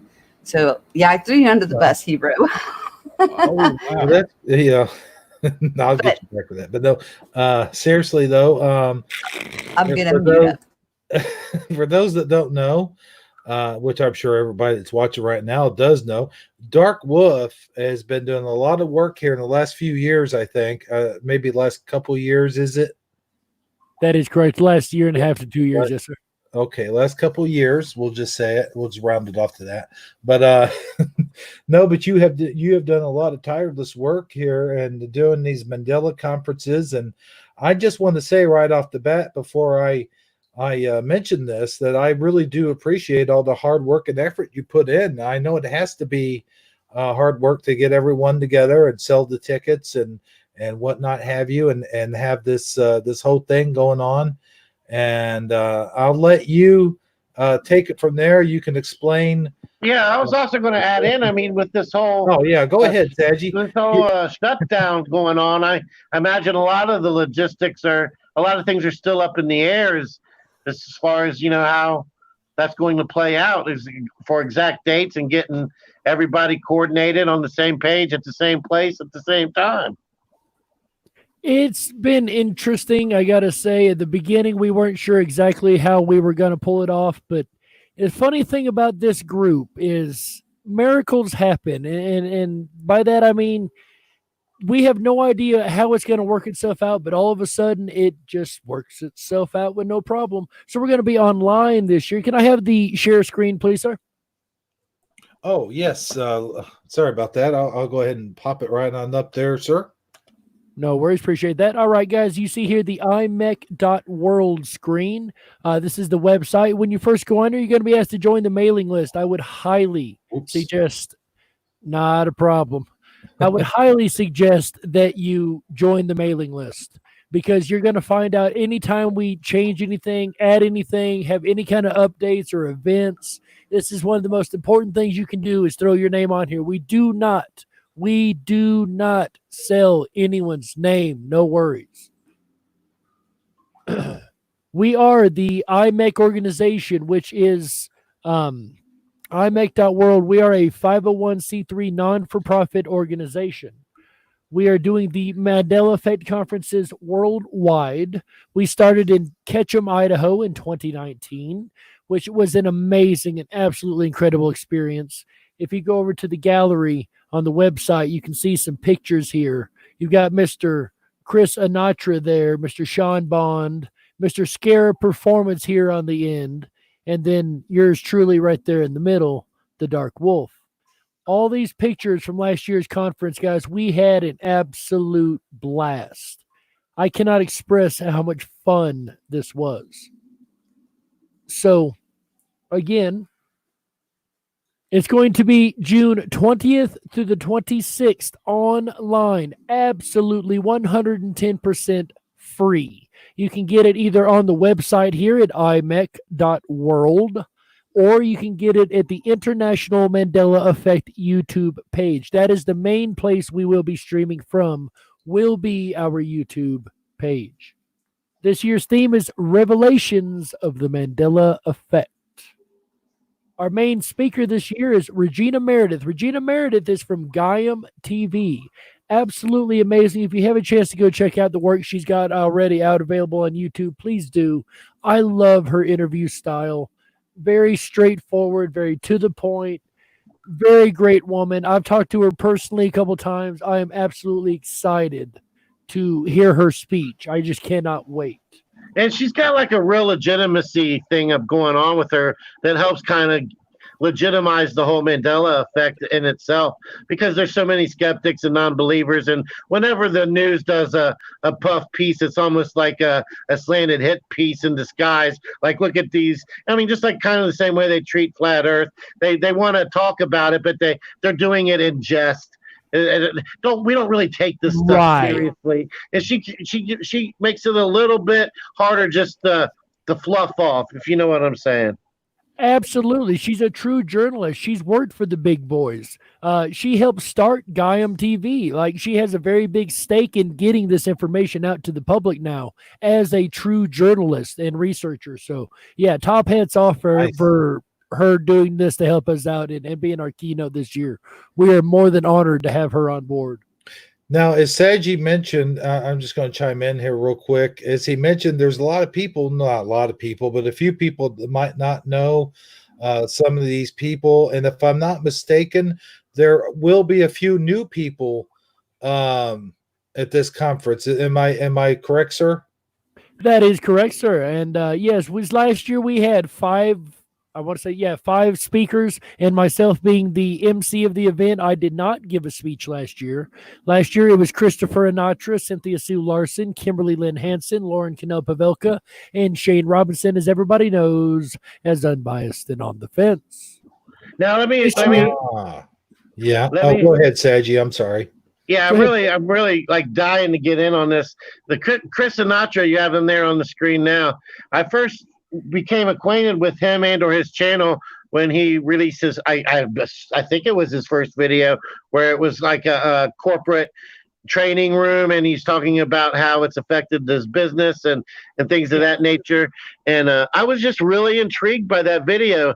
And then I remember I sent a copy of it to Scarab, because I wanted him to see it, because I was just so intrigued by it. And I remember when his initial knee-jerk reaction was, this video seems a little too polished. That guy kind of looks like a used car salesman. And then I see that you have him posing in the picture at the conference. I have to assume when they actually met in person, they hit it off. I got to say, a lot of people, including myself, when Christopher first hit the scene, was a little bit worried having a CEO within. Then again, it gives legitimacy, does it not? So yeah, most definitely. I'm a fan of his. I think he's a wonderful creator. I love the stuff he puts out. I can't tell you enough. I would stand up for this man 110% any day of the week. He has really, really helped us push forward everything we've been trying to do with the community, with IMEC, with the conference. He has been had a very pivotal role in everything. I don't want to, give away everything he's done and throw him under the bus, but I would tell you the man has a true passion for this community. He really loves everybody in this community. Right. And you know what? I love the time insertion thing, the positive timeline insertion theory that he kind of put together. That's really the neatest idea ever.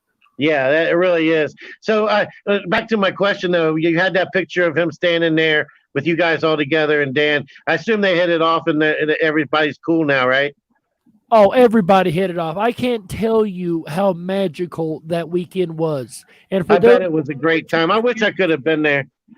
Oh man, there was a magic in the air, buddy. I tell you, the whole town felt that magic that weekend. There's no way around it. There was just this energy that was beyond. I can't even explain it. I seen so many synchronicities happen in front of me, not to count the ones happening to me all weekend, that it was just mind-boggling. We even had a case of bilocation at the conference last year. Oh wow. Yeah, it was absolutely incredible. The magic, the feeling, the people. You want to talk about a love. It was like a family reunion. It really was. Everybody getting along, just happy to be around each other, happy to see each other, happy to have someone to talk to. I mean, it was incredible, man. It was like everybody had known everyone their whole life. It really was. I can see how that would really be the case. But I don't want to harp on just one thing. There's so many names here to cover. Who's next on the... Here we got Mr. Sean Bond. He's new to the speaking circuit. He's going to come out this year with his first talk, Lucidity in the Waking Dream. Then we've got Miss Eileen Colts. Miss Eileen Colts. Oh, yes, ma'am. Yeah, I know. And actually, Eileen is the perfect person for you to just bring up. Can you explain to the listeners what bilocation is? Because a lot of them may not know that term or what that actually means. All righty. So bilocation is a really, really funny thing that I have had a problem wrapping my head around for a long time. And if we didn't have a case at the conference, I probably would still be a lot more skeptical than I am now.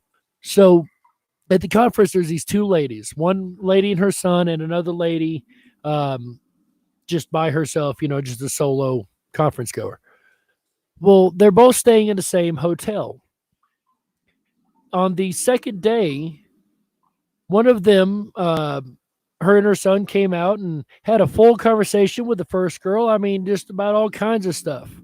And later on that evening, she caught up with her at the conference and said, hey, it was really nice talking to you earlier. Problem is, the girl she had the conversation with never left her room that day except to get a muffin early in the morning, and that was it. But the conversation, to make it even more astonishing, once it was dug into by Cynthia Sue and a couple other researchers digging into what had happened, the things that they supposedly had discussed, the points that the lady told the other girl that they had supposedly discussed were exactly the things the girl had been daydreaming heavily about in her room by herself. So somehow the girl was in two places at the same time, or at least was perceived within two places at the same time. So, that's amazing. Really, and actually, you answered her question correctly. She said she knew what bilocation was, but wanted to hear the story, and you just rolled right into the story. So, thank you. My pleasure. Yeah, I see it on there. Tell us about the bilocations. Yeah, I'm watching the chat, guys. No worries there. I did miss the first question, so do keep reminding me, but I am kind of keeping an eye there when I can. Bilocation is, again, it's something that I would have said, yeah, right, whatever, if I had not had a fully investigated case of it at the conference last year.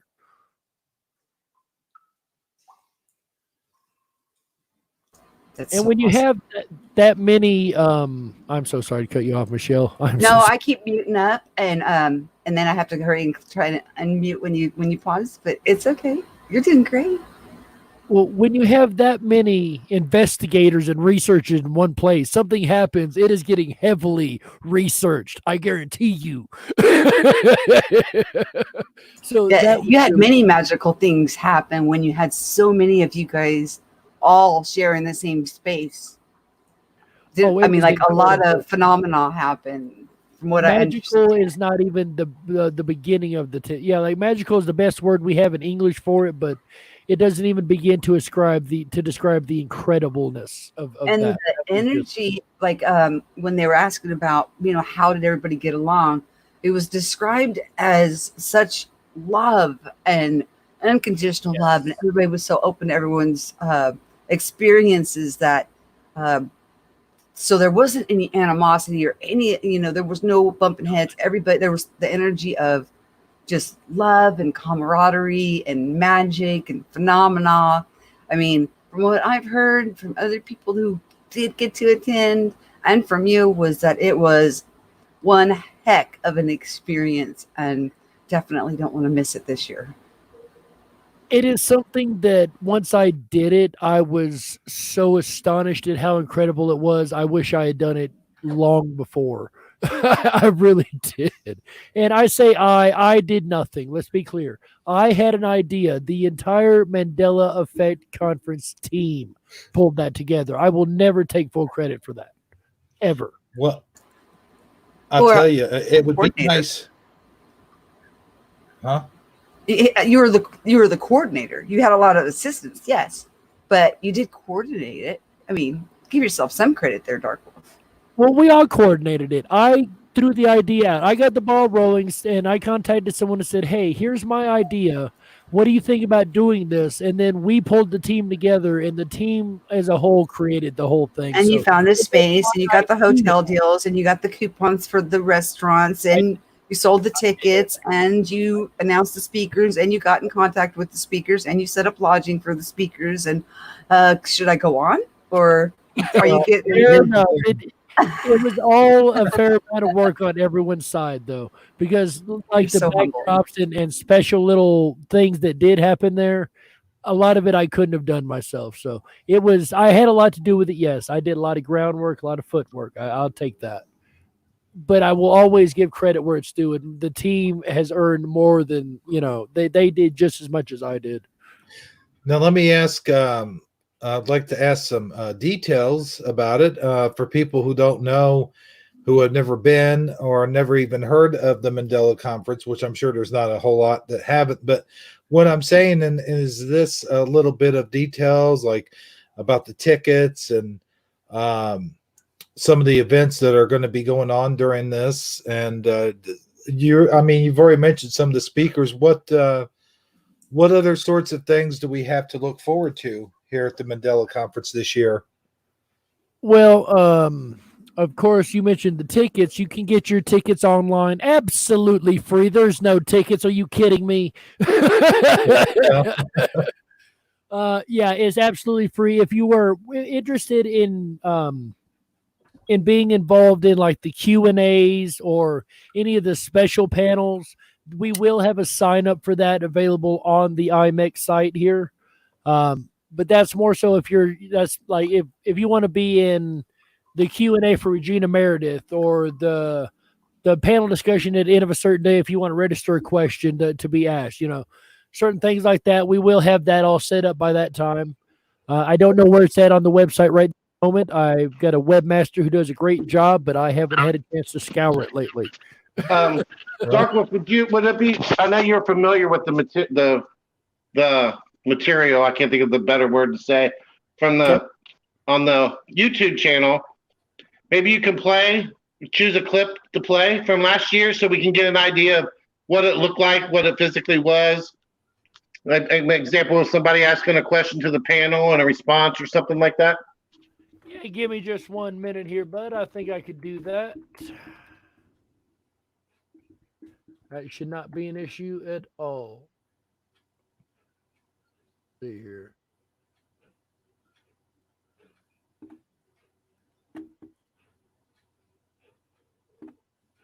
Give me just 1 second. All right.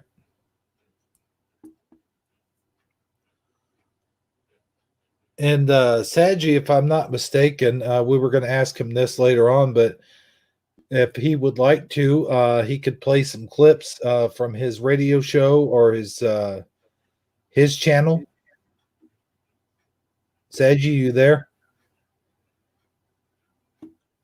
Yeah, I put a link in Hangouts and a timestamp on it.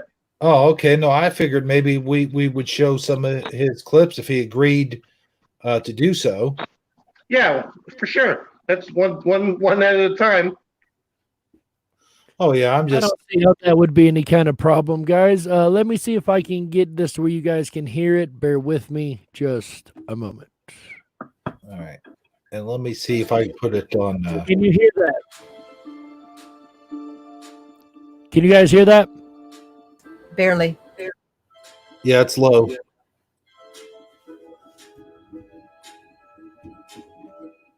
All right, welcome back, guys. I hope you guys have had. We can hear you. Hey, there he is.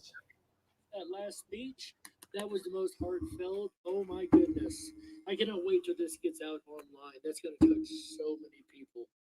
But moving on, we've got a panel discussion tonight. I hope you guys brought your questions with you because we're going to have everybody up here. So I introduced everybody. I don't want to take too much time doing introduction, but if we can get up to one of the questions here. I think we started out this panel just kind of passing it around. Okay, there's Eva. Got it. For those who don't know, Eva is a channel Once Upon a Timeline. She goes Wednesday nights at 1 a.m. Mountain Time. Thank you, Smoky Mountain Pizzeria and Grill.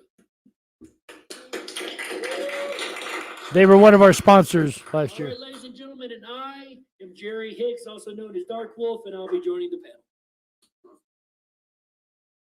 So who's up first? Could you please tell me if you experienced any Mandela effects before you knew what the Mandela effect was?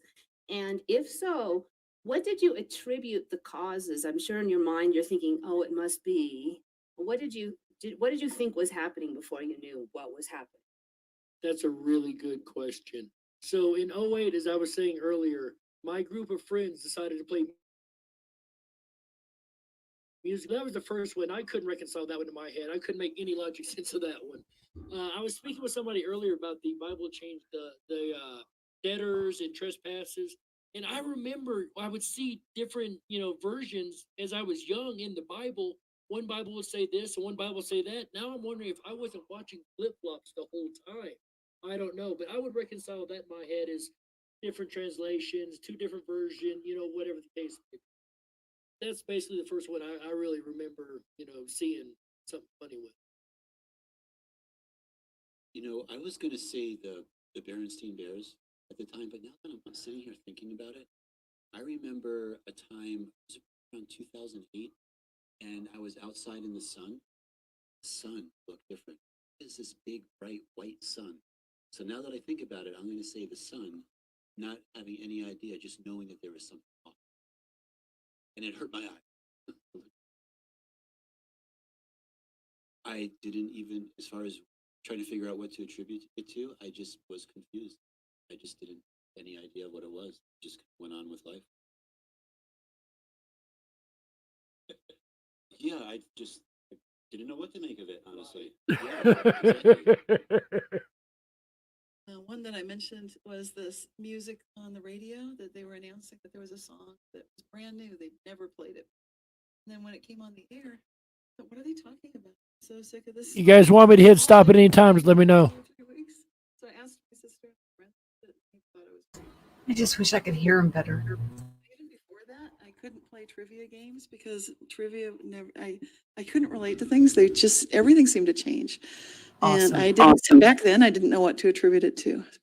Over time, obviously, I've been researching this now for 20 years. So yes, I was aware of it. And I, after my Kundalini awakening, I became aware that because of our consciousness and the ability to be aware of awareness, like levels of awareness, that's what I believe that does give us the ability to travel in the form of consciousness and explore possible realities and therefore live them. And I study quantum physics to look for ways to help our, struggling left brain catch up, with what the heck is going on here.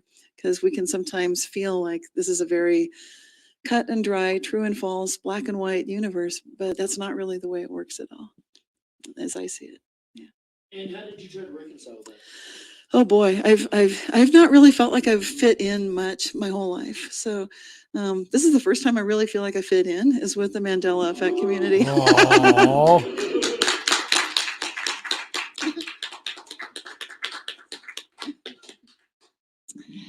For me, it was in making art.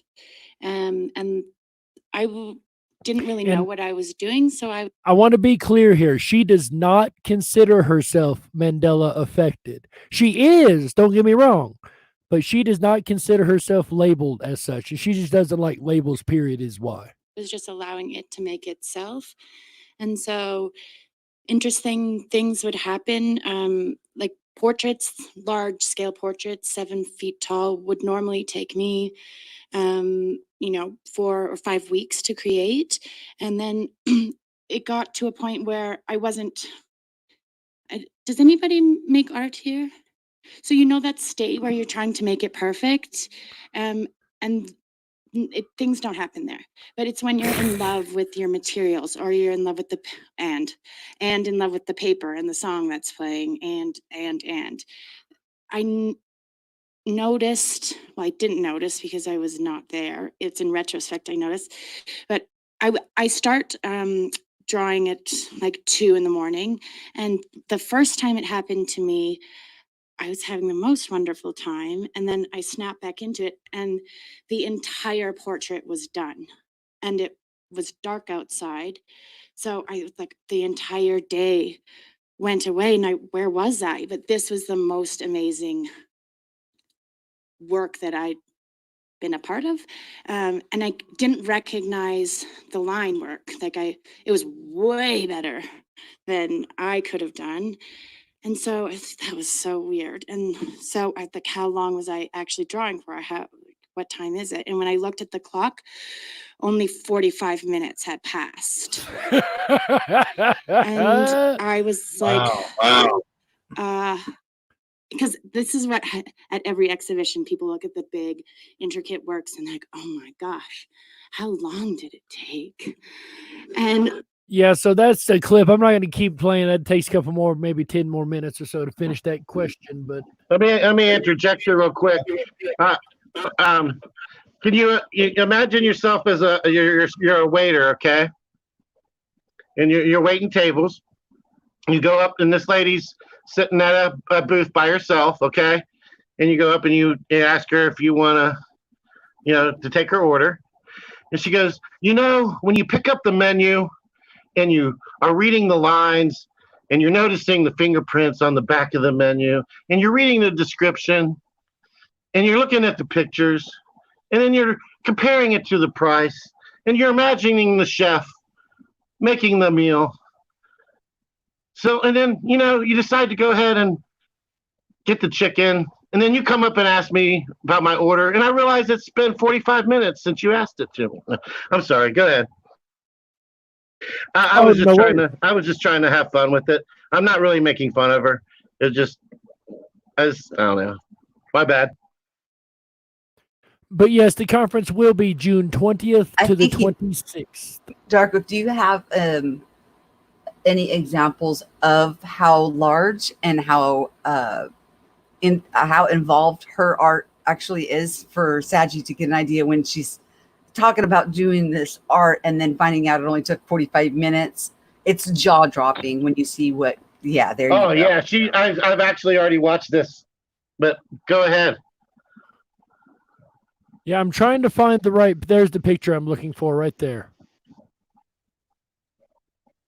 So she designed that whole get up, and I can't get my screen to act right for some reason.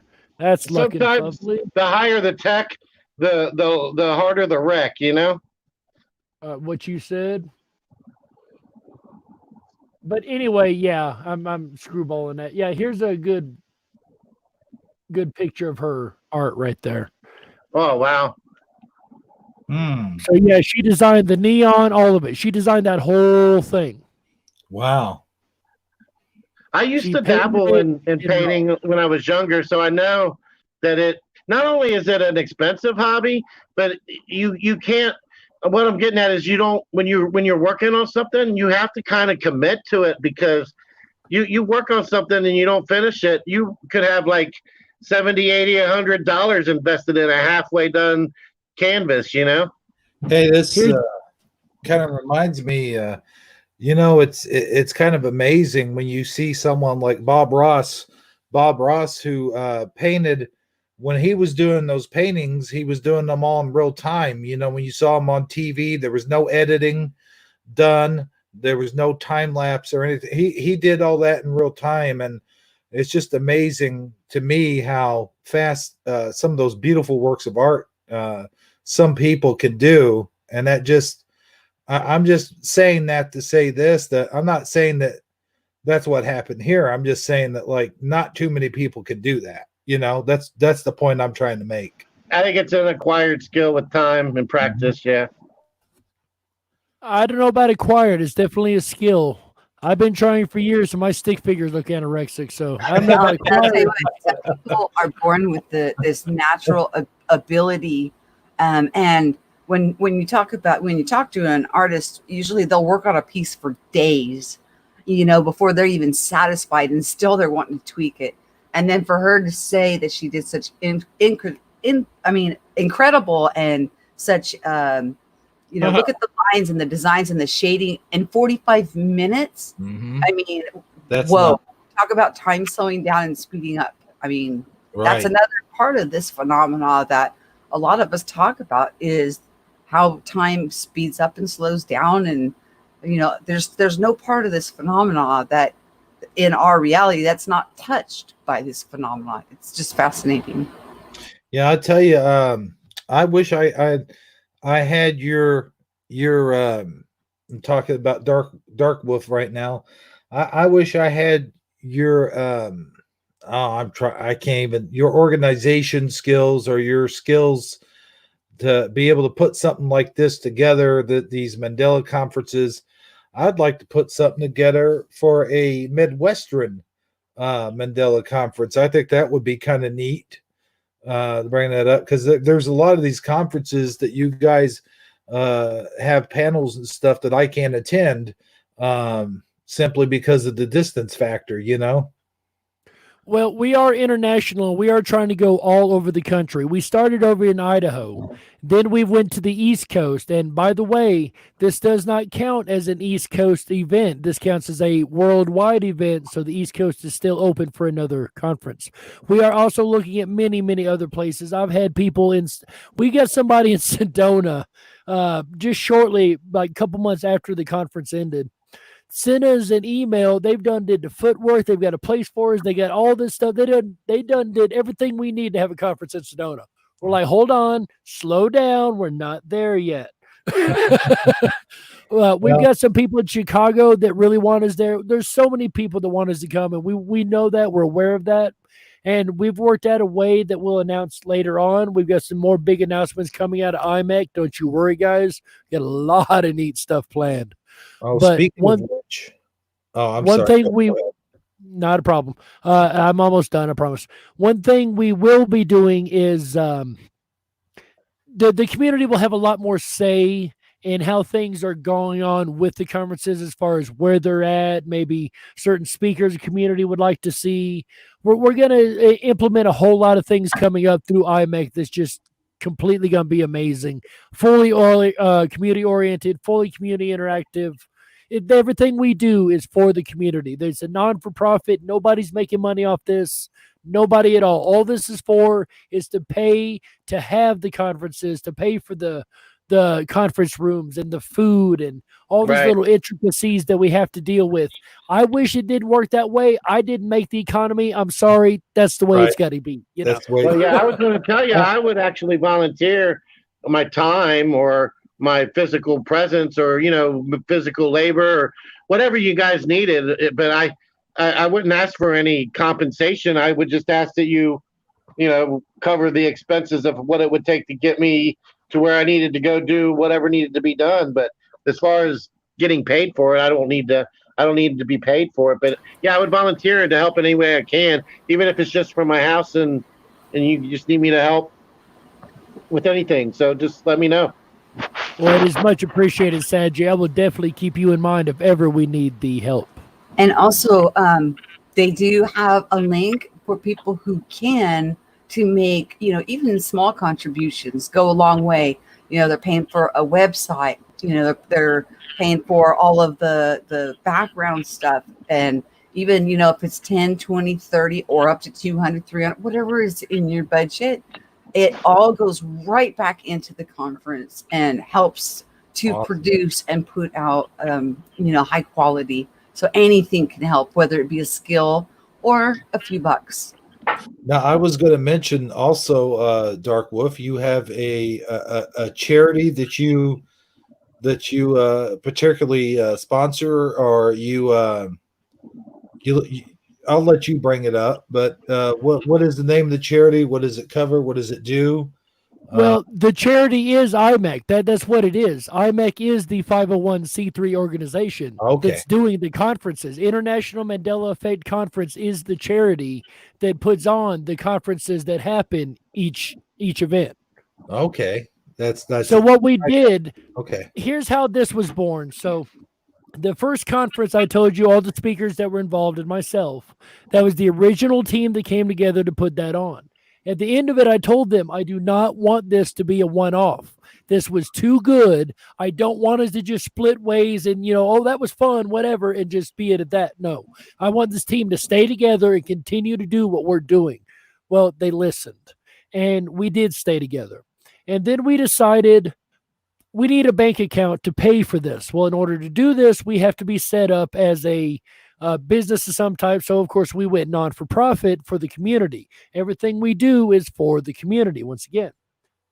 So then we became a non-for-profit charitable 501c3 organization. And the whole point, again, of the charity is just to continue to have these events for the community. So anything the community puts into it goes right back into the community's favor.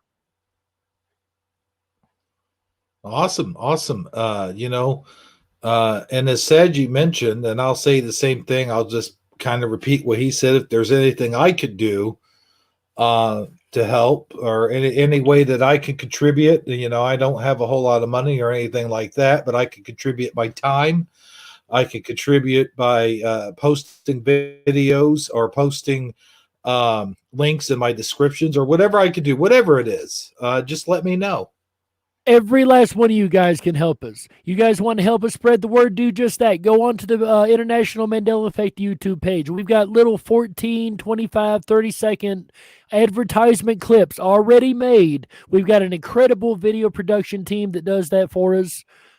They came on with us from the very beginning. We were very lucky to have them as a part of IMEC and helping us out with these projects. But you guys want to help us out? Go get these little advertisements, these little couple-second advertisements, or anything on the channel if you like, and share it far and wide. Share it with your brothers, mothers, lovers. I don't care. Share it everywhere. Let everyone know we exist. Share it on YouTube. Share it on Twitter, Instagram, Facebook. I don't care. Put our name out there. That will help us more than anything else. Word of mouth. Helping everybody else in the community that don't know. Helping people on Facebook. There's one group on Facebook that's decided to take a stance against us. Apparently, they're the bigger group on Facebook, which is fine. They have their opinion and they're welcome to it. But if you guys want to just let everyone else know that we exist, I'm sure it'll kind of come into their consciousness pretty quickly. Well, hey, I happen to think that's a very good thing. Like you said, I'm glad it didn't become a one-off type of deal. I'm glad it's continuing to go on, and I hope it. I actually foresee it years from now being huge, like 5, 6, 7 years down the line, just being thousands and thousands of people there. I could only dream to be as big as such as, say, Conscious Life Expo or Contact in the Desert, or the ones that pull those kind of crowds. And I'll be honest, I did kind of base the original concept of building it on those old conferences, those old UFO conferences. Now understand, I'd never been to a conference a day in my life, never stepped foot in a conference room, nothing. The only interaction I've ever had with the conference was watching them on YouTube. So don't think I had some kind of special background or that something that made me special for doing this. All I did, guys, was have a dream and suggest it out, and it just flowed into what it is. Well, always dare to dream. That's a good dream, man. I'm glad you brought it to provision, and man, you know, I just want to say, you know, keep up the good work, and thanks for all that you've done, and all for those fine folks at was it IMAC. That is correct. I'd like to thank all of them too. What's that? I'm sorry. I said that is correct, IMAC. You said, is that correct? That is. Now let's cool. let's start having a howling good time and talk about your ripping radio show that you got started now.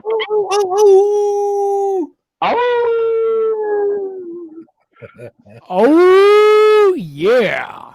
Hey, I just thought of a good nickname for you, Howlin' Mad Jerry.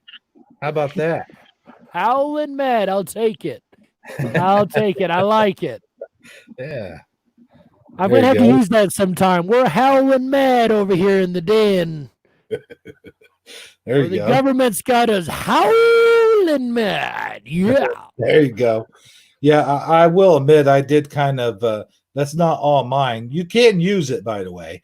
But I did get it off of an A-Team member that I one of my favorites, I got to say, Howlin' Mad Murdoch. So God, yeah, Murdoch, yes, face. That's right. Oh God, yeah, Murdoch was goofy as could be, man. That dude was out of his mind, but God, was he funny. Yeah. So sure yes, you mentioned the Rippin' Rabbit Hole radio show, or Rippin' Common Sense Radio, I should say. Rippin' Rabbit Hole is a show over there on Rippin' Common Sense. We also have another show over there. You guys might have heard of it. It's called the DarkwolfDen Show. That was offered to me about a month ago. We started doing it, and it really blew my mind. I had bought a microphone. I had talked to, I got a buddy who actually I didn't know he ran and owned the station at the time. I thought he was just a DJ over there. And he's like, hey, you sound really good. How would you like a radio show? I was, what do you mean? Like part of your show? Like you want me to come on and be a guest? He said, no. What time slot do you want? Here's what we've got open. Wait, what?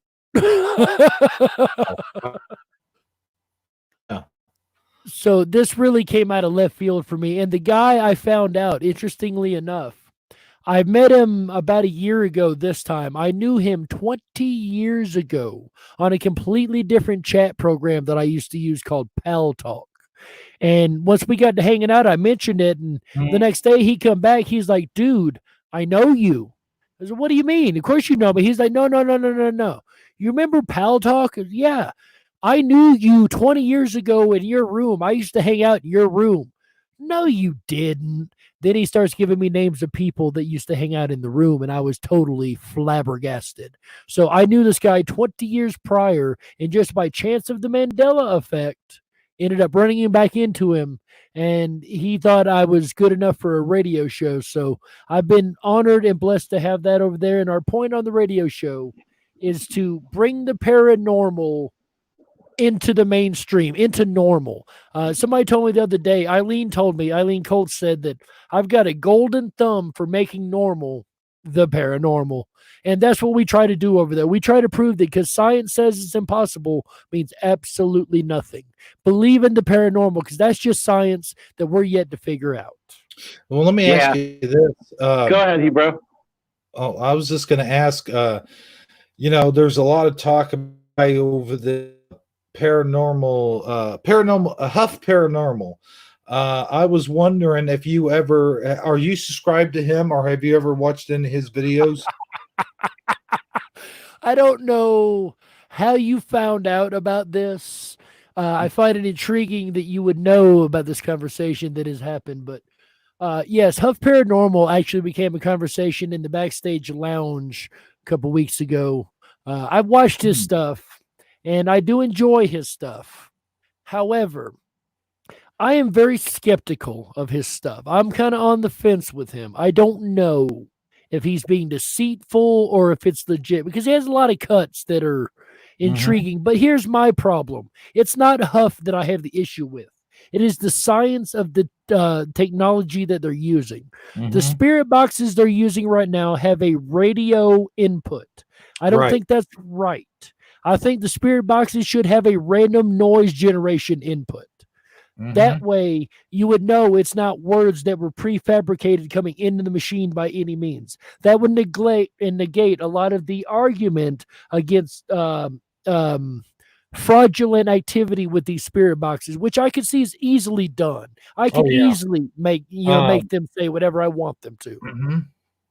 Yeah, it's interesting you bring it up because I watched, I think it was about a month or so ago, where I watched a video of a guy trying to debunk Huff Paranormal, and he was playing random clips of some of the things that the spirits would say back to him, and he was pointing out how what you said, it could easily be manipulated in such a way, like you could hear random words. And another thing that I want to point out is it's playing what he pointed out was that it is playing interviews, like when he does the celebrities spirit box sessions.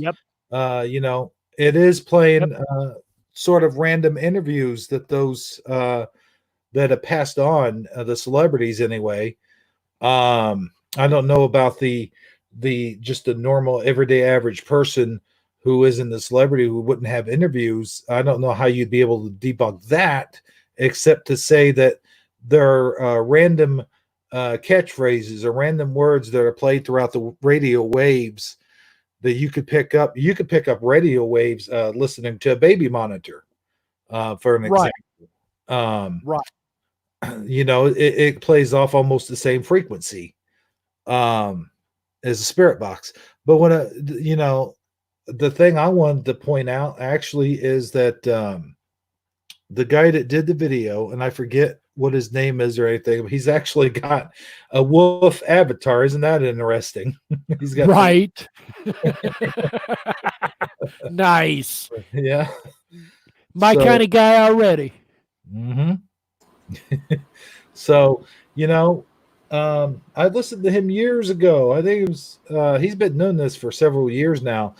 And I actually would send comments. And one thing I noticed, and I know that there's a lot of comments coming from a lot of people and whatnot. And it's hard to answer every comment or whatnot. But he is the only one. He's one of the only ones that I've ever left comments to. Like I leave comments to a lot of other people who have just as large channels, if not larger, and they have responded to me. It might have taken them a while, but he's the only one I know that doesn't respond to his comments. Oh, really? I didn't know that. I've never really commented on his channel. I don't mess around a lot in the comments section. Very rarely. I might scroll down and see what people have said, but I know a lot of people do. I don't. I don't really pay much attention down in that area, generally speaking. Now, again, I don't know about Huff, and I'm not going to sit here and call Huff out specifically because I don't know. But again, my problem isn't with the operator; it's with the tech. Right. It's with the fact you have to use an AM radio. If you had a random tones generator or just random sounds, I would be a lot more comfortable with that type of tech. Yeah, and I want to interject here. I know that show I mentioned earlier, they use a spirit box, and they talk about the God's helmet as well. Are you familiar with that concept? God's helmet. I'm not sure. It seems like I've heard of it. Can you explain to me the reference, please? Oh man, put me on the spot. It is it has to do with electromagnetics, and it was designed by a professor at a university. I can't remember which university. I know that professor, Dr. Egon Spengler, right? No. Okay, well. It's Dr. Peter Venkman. It uses electromagnetic waves to recreate the same experience that people, to quote unquote, that same euphoric experience. Yes, I know exactly what you're talking about then. Yes, using electromagnetics to manipulate certain specific parts of the brain in order to cause or elicit different effects within the body or brain. Yes, speaking of brain, to help channel. I don't know. You are going to let me get a word in here, one way edgewise, or should I just come back later, Hero? Oh, well, just come back later, and maybe then I might let you get a word. Yeah, I typed in the private chat that I've had a question for Jerry for a while. It's going to seem like we're backpedaling, but it's about on the IMAC page about the ads that have been made for the conference. Yes, ma'am. Okay, when let's say your YouTube channel is actually you've met the minimum and it is actually monetized. When you are playing those advertisements, would you have to check the box that has paid promotion or that promotion in there in order to stay compliant with the guidelines? Because I think that would be important for us to know if we're gonna because I don't have any problem with pulling up one of yours. I just need to make sure that I've set it up properly to not have any backlash for it. So, I believe the way we can get away with that, and I need to do more research, so do not quote Jerry saying this is the way it is. However, I do believe that is in reference to anything that has been played upon a TV, and we've never been put on television as of yet. No, it's not it's under that. It's under the has this ever aired on television. This is, does it have any promotional content in it? Like, let's say I've got. Well, we're not selling anything. We're only promoting something free. So I'm not sure. I'm really not entirely sure how to answer that, Michelle. I'd really have to look into that. I don't know. Yeah. Well, let me know. And then so I'll know, because like I said, I don't care. You don't make anything off of the ads really anyways. I just want to make sure that I'm in compliance so that I can put them in there and get it out there. And we want to be telling people correctly so we can get the word out without anybody having weird stuff come up. You know what I mean? But that was I didn't mean to drag us all, back into the conference, but that was something that, I was like, wait, they ask us all these questions, and on our, each stream, it could be different on each stream depending on what you got going. And if I'm going to play what would be content that is going to lead you someplace else or something, there's that box. And do we need to check it, since it is a nonprofit and we're not getting paid to play it? We're doing it voluntarily.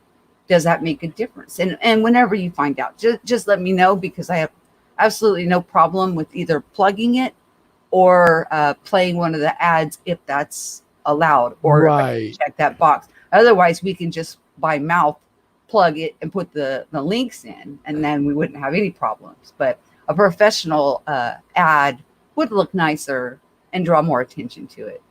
So thank you. Thank you, ma'am. I appreciate you bringing that to my attention. I never would have thought about it. I have not had any issues sharing it on DarkwolfDen opposed to the iMac channel. They haven't given me any grief at all, but I'm not monetized, so I'm really not sure how all that works. I will do my best to get an answer on that and get back to you. It might take a minute. All right, and then I wanted to backpedal just a little bit too, as to when you were talking about how you ran into the guy from 20 years ago, and he offered you the time slot, and he thought you sounded good and gave you the show. I really do think that was so meant to be for you. I want to first of all say how happy I am for you that's happened and that you have that show. When I first saw that you were doing it, I was so excited for you.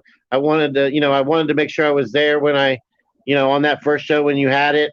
And I don't know. I guess what I'm just trying to say is I'm also just on one level a little bit envious too, because that is something that I eventually aspire to have as my own radio show.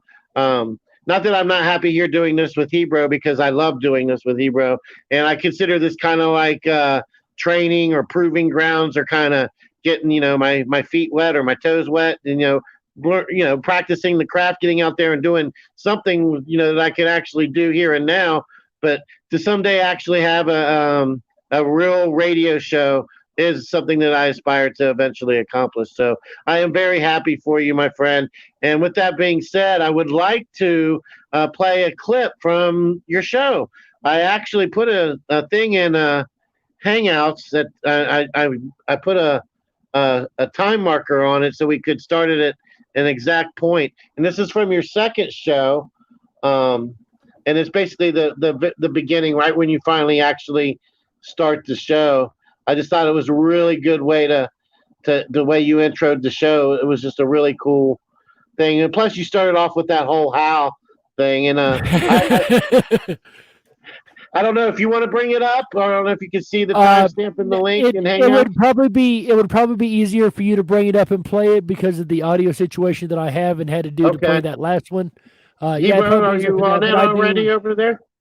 I appreciate it, guys. I will play it, but I do want to backtrack and mention the EMF just for 1 minute, and then I promise.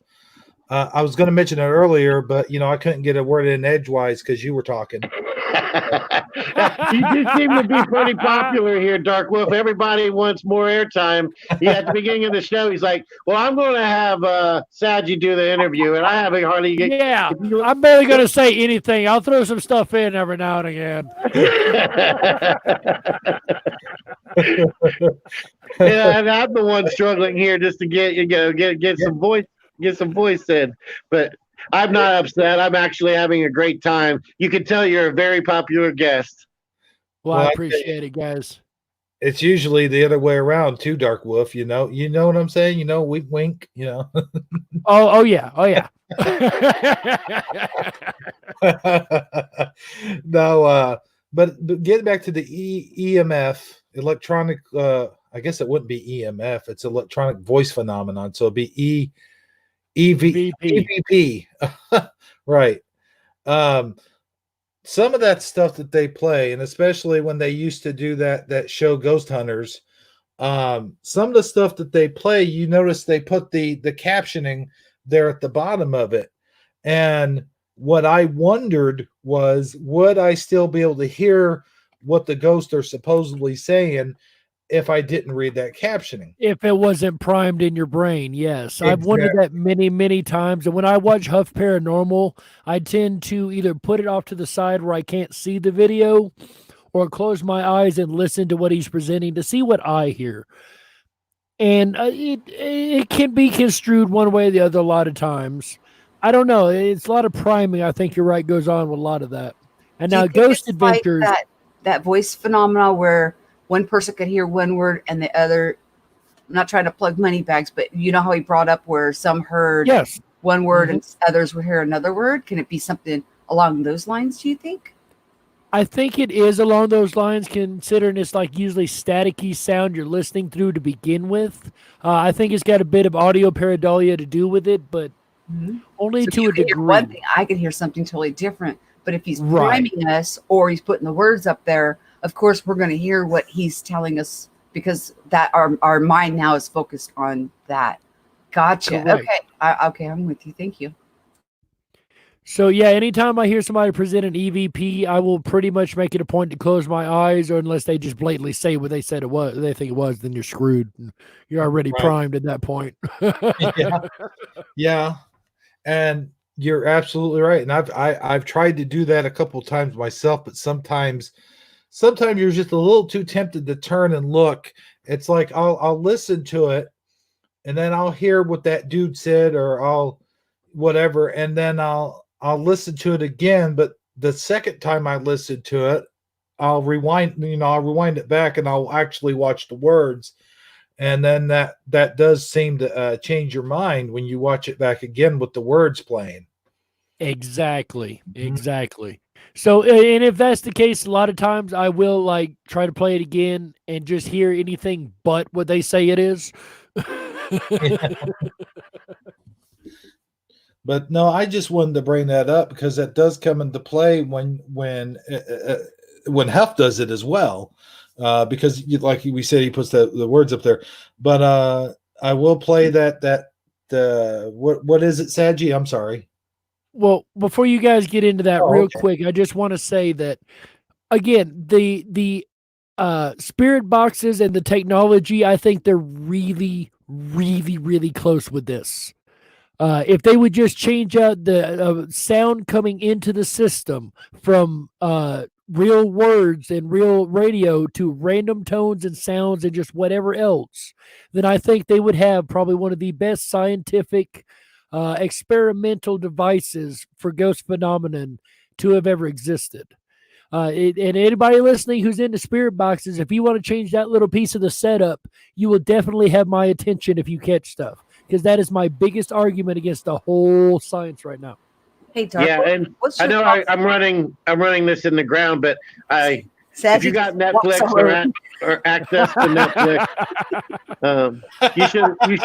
What? It's okay. Just trample on me. Your hair looks great, Yes. Sanji. I unmute when I have something to say, and then he hurries up and unmutes it. Go ahead. No, this will be real short. If what you're saying there, I'm going to go back and say one more time to check out that Hellier documentary on Netflix if you have access to Netflix. I've already got it pulled up right here in the IMDb that you dropped me earlier. I've got it already on a page ready to go for when this is over. All right, cool. He's really all right. Yeah, go ahead, Michelle. It's all you. I was going to say real quick though, he's really plugging those Netflix things. You think he's a shill for Netflix? I wonder. I wonder when his next check is coming in the mail myself, huh? Yeah. Okay. Go ahead, Michelle. I'm sorry. Michelle, go ahead. Thank you. Yeah, I feel like a fifth wheel or something. Okay, you know how we all set off a frequency. We understand that, and as we're going through these different phenomena and seeing and witnessing, and your thoughts, your words, your intentions, is there in your opinion? I'm asking for your opinion, Jerry, not facts, and this can for everybody in here.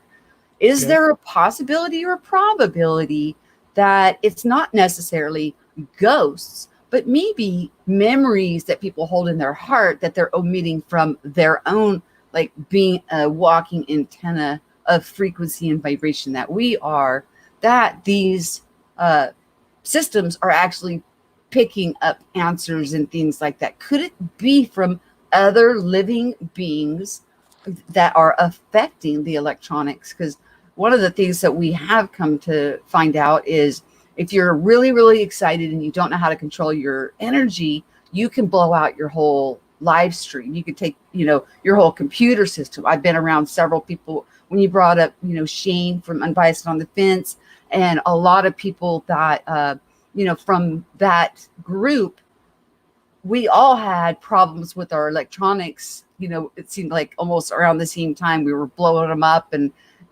taking his stream offline because of the energy flow that was going.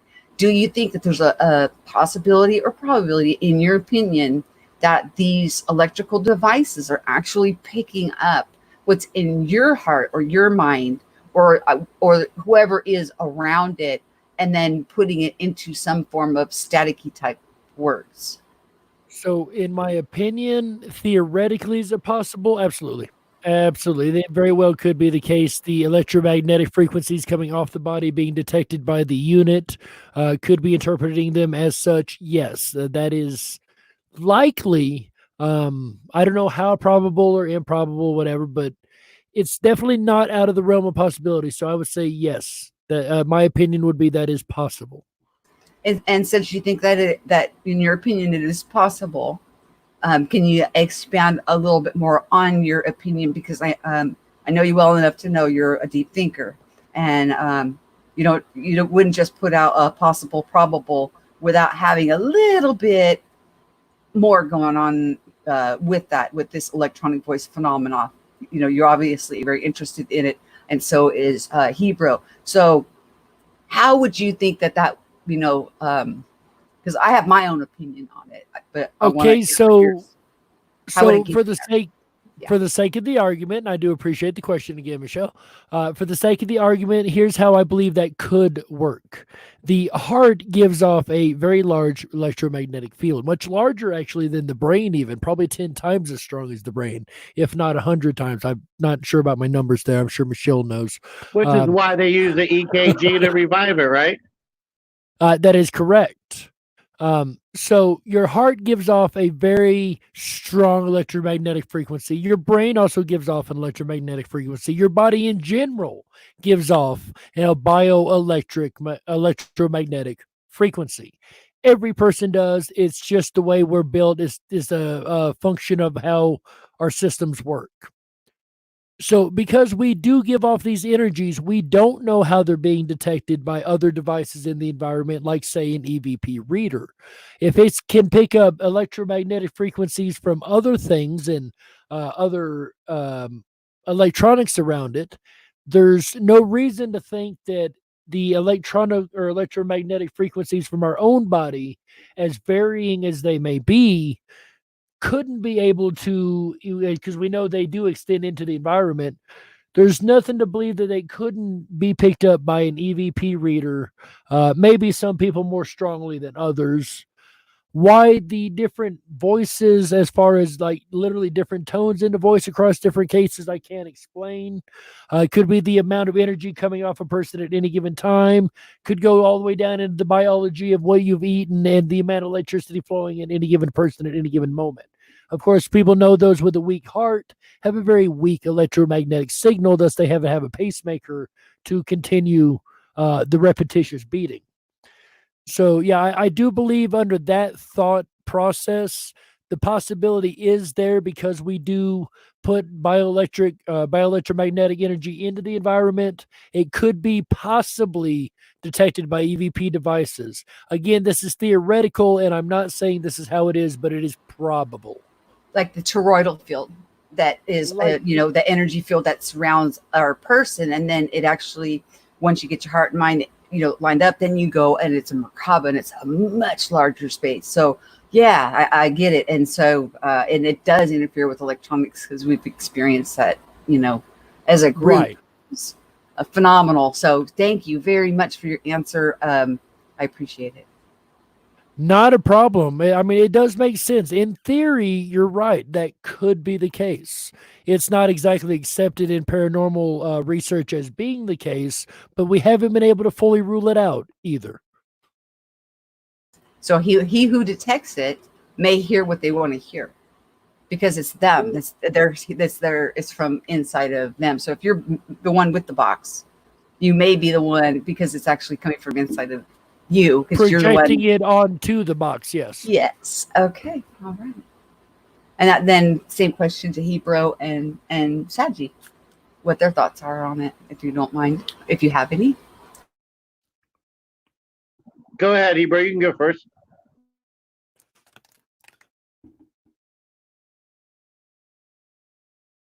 Okay. Maybe not. Maybe he walked away for a second. All right. The one time that you're actually letting me go first, and it's like I was busy doing something. Oh boy. I'll let you go first. That way I can collect my thoughts. All right. I mean, I honestly don't know a lot about the technology personally. I'm not researched up on it.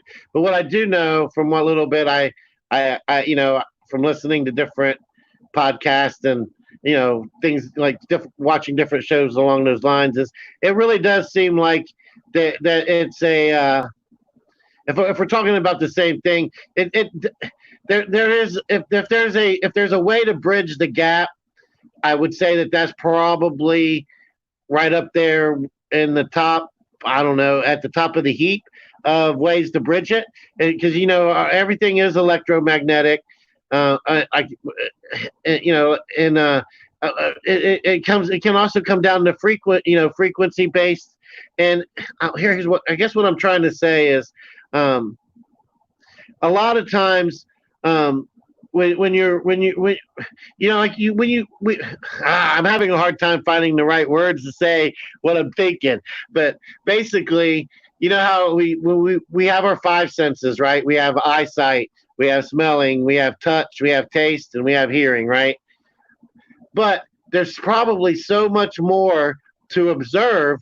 We just don't have the capabilities to observe it. Say when you're outside walking on a nature trail, all of those plants and bugs and wildlife, all that stuff is probably putting out electromagnetic energy as well. And I'm sure it is. And it's probably putting out ultraviolet colors that we're not capable of seeing. It could possibly be putting out frequencies that we're incapable of hearing. In reality, it exists and it's there. We are just unable to perceive it. All that being said, I think that that, anytime you can find any kind of tool that enhances your ability to sense or observe at a higher level or in a range that you would normally not be able to, that is very intriguing to me. I want to know, I would love to see it get further explored and investigated. So I think there is going to come a day and a time, maybe not in the so far distant future, where we're able to we're better able to utilize things of that nature and come to a realization of how much more our reality consists of on a regular everyday to day basis that we're just totally not aware of because we don't have the ability to sense it or observe it at this time. And that's my thoughts on that subject. Well, I'm glad you said all that, man, and you said it well. Now as for my thoughts on the subject, this is going to take a minute. Back in the 1970s, there was a device known, and when I say this, you're going to say, "Oh, that's just a fictional device that they used in Ghostbusters." But this is an actual, real device. Now, the device they use in Ghostbusters is fictional; it's made up. The actual physical form of this device, but there was a device which allowed you to measure. I just had it. I had it while you were talking. Psychic kinetic energy, which in the movie Ghostbusters is known as a PKE meter, but it's psychic kinetic energy, and we all have what is known of trace amounts of this psychic kinetic energy within each and every one of us.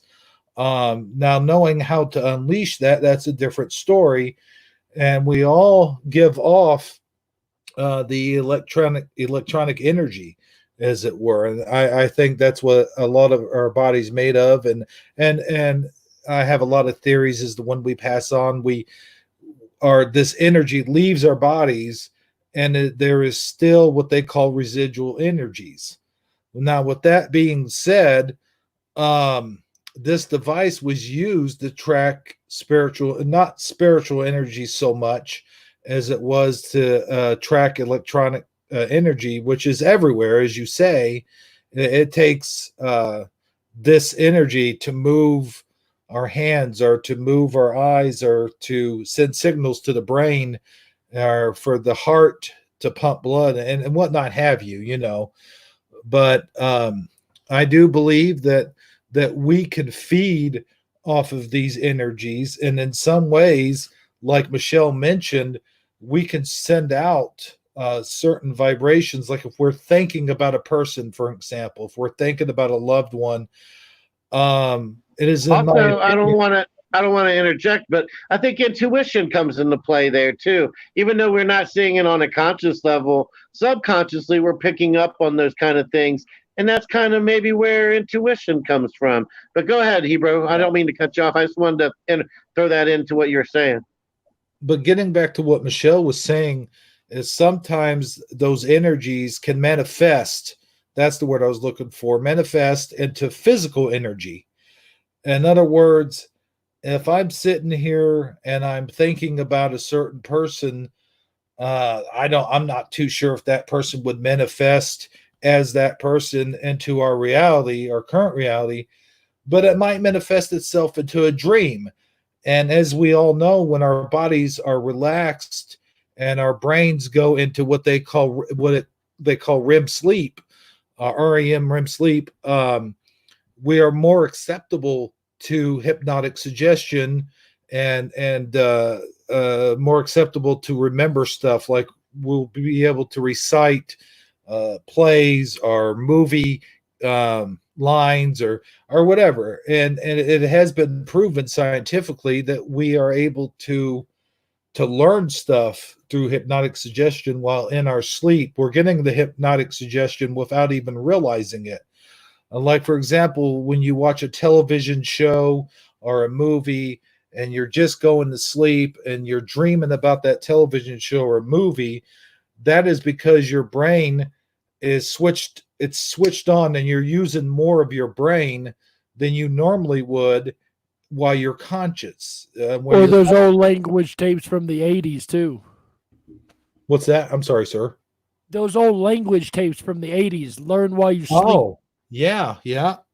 Those. And it may, when you're in that state, it has been scientifically proven you're more out to learn stuff. But what Saji was saying, and I'll reiterate about the colors, there's colors which we call aura. Like there's a certain aura that our bodies give off at any particular time, depending on our mood. And they actually created a device where they could see the colors, they could pick up on these auras.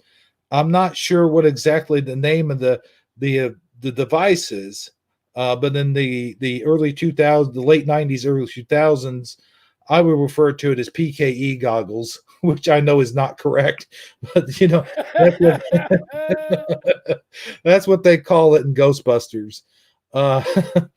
But actually, Ghostbusters, when Dan Aykroyd and Harold Ramis were putting the script together, they were researching real life devices that they thought, what devices would people use if in real life, if they were trying to track ghosts, or they were trying to trap ghosts, stuff like that.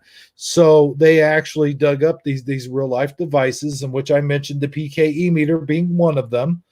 And now, of course, we are way far advanced, more than we were back in the 70s or early 80s. But with all that being said, I don't even know where I was going with this whole thing, except, we can manipulate through those voice boxes, through the spirit boxes, we can manipulate sometimes with our electronic magnetic energies, possibly the things that we want to hear through the spirit box, by sort of manifesting an old loved one or something of that sort. Now, in my opinion, a lot of the things that are coming through those spirit boxes may not necessarily be that of loved ones, but it might in fact be an evil spirit pretending to be a loved one, or pretending to be a famous person, or whatever the case may be. And we are easily manipulated by that evil spirit. But that's a totally different subject for another day, I will admit. So, So again, I will, if I may, just top off what we've all pretty much said here with, if you can get just sound and tones and things like that go into the spirit box, then this question right here would have a lot more simple answer, in my opinion. Well, think about the internet. Most of us don't use Wi-Fi. We plug directly into the Ethernet, which is actually, along the lines of where people would say, like, the second heaven, where the demons or whatever would roam. So with the Ethernet, I think that is a lot of times with the Ethernet, that is where, with the energy, the toroidal, that's where the operating actually, transmits. And or the equipment that is using now higher and higher technology will be able to pick this stuff up, because of they're tapping into where our natural state is, and it's coming through. Used to be they would was it Poltergeist, where it was a staticky television with bunny ears and things like that. Older technology would it would try to come through in that nature. But just think about the advancements in technology and where we're at with how we are communicating, not only, in each other's presence or on the telephone or the ways that we used to, but now through actual Ethernet. And we all know what the ether is. So just interesting. And I just wanted to, get a little deeper on that, because I know whenever Dark Wolf brings up something, and it's an honor that you're on, I'm sure he will ask you back over and over again, but that you are not a surface dweller, when something piques your interest, you're not satisfied until, you're not going to form an opinion, period, on anything without getting deeper into it yourself and diving in. And when I heard that you had, some reservations on it, I was like, he's done some research. I've gotta ask. I've gotta ask. So that is true, Michelle. I won't say anything that I haven't done very deep research on and can pretty well prove what I'm saying when I say it. If I give an opinion, it's pretty well based in research or facts that I've got somewhere. Right. And I've known you long enough. We've known each other for going on about 3 years now. We met in Discord. If at not least, more, at least 3 years, yeah.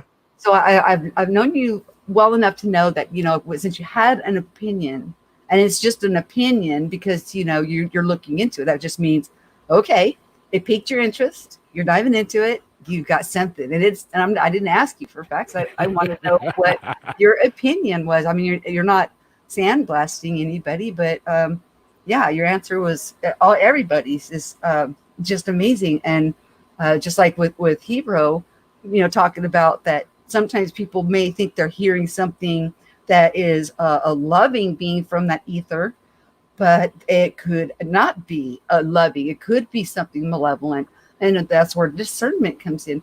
That what do you think that how we get gut instincts? We've always said, "Oh, I got a gut instinct," or "I get a bad feeling around that person."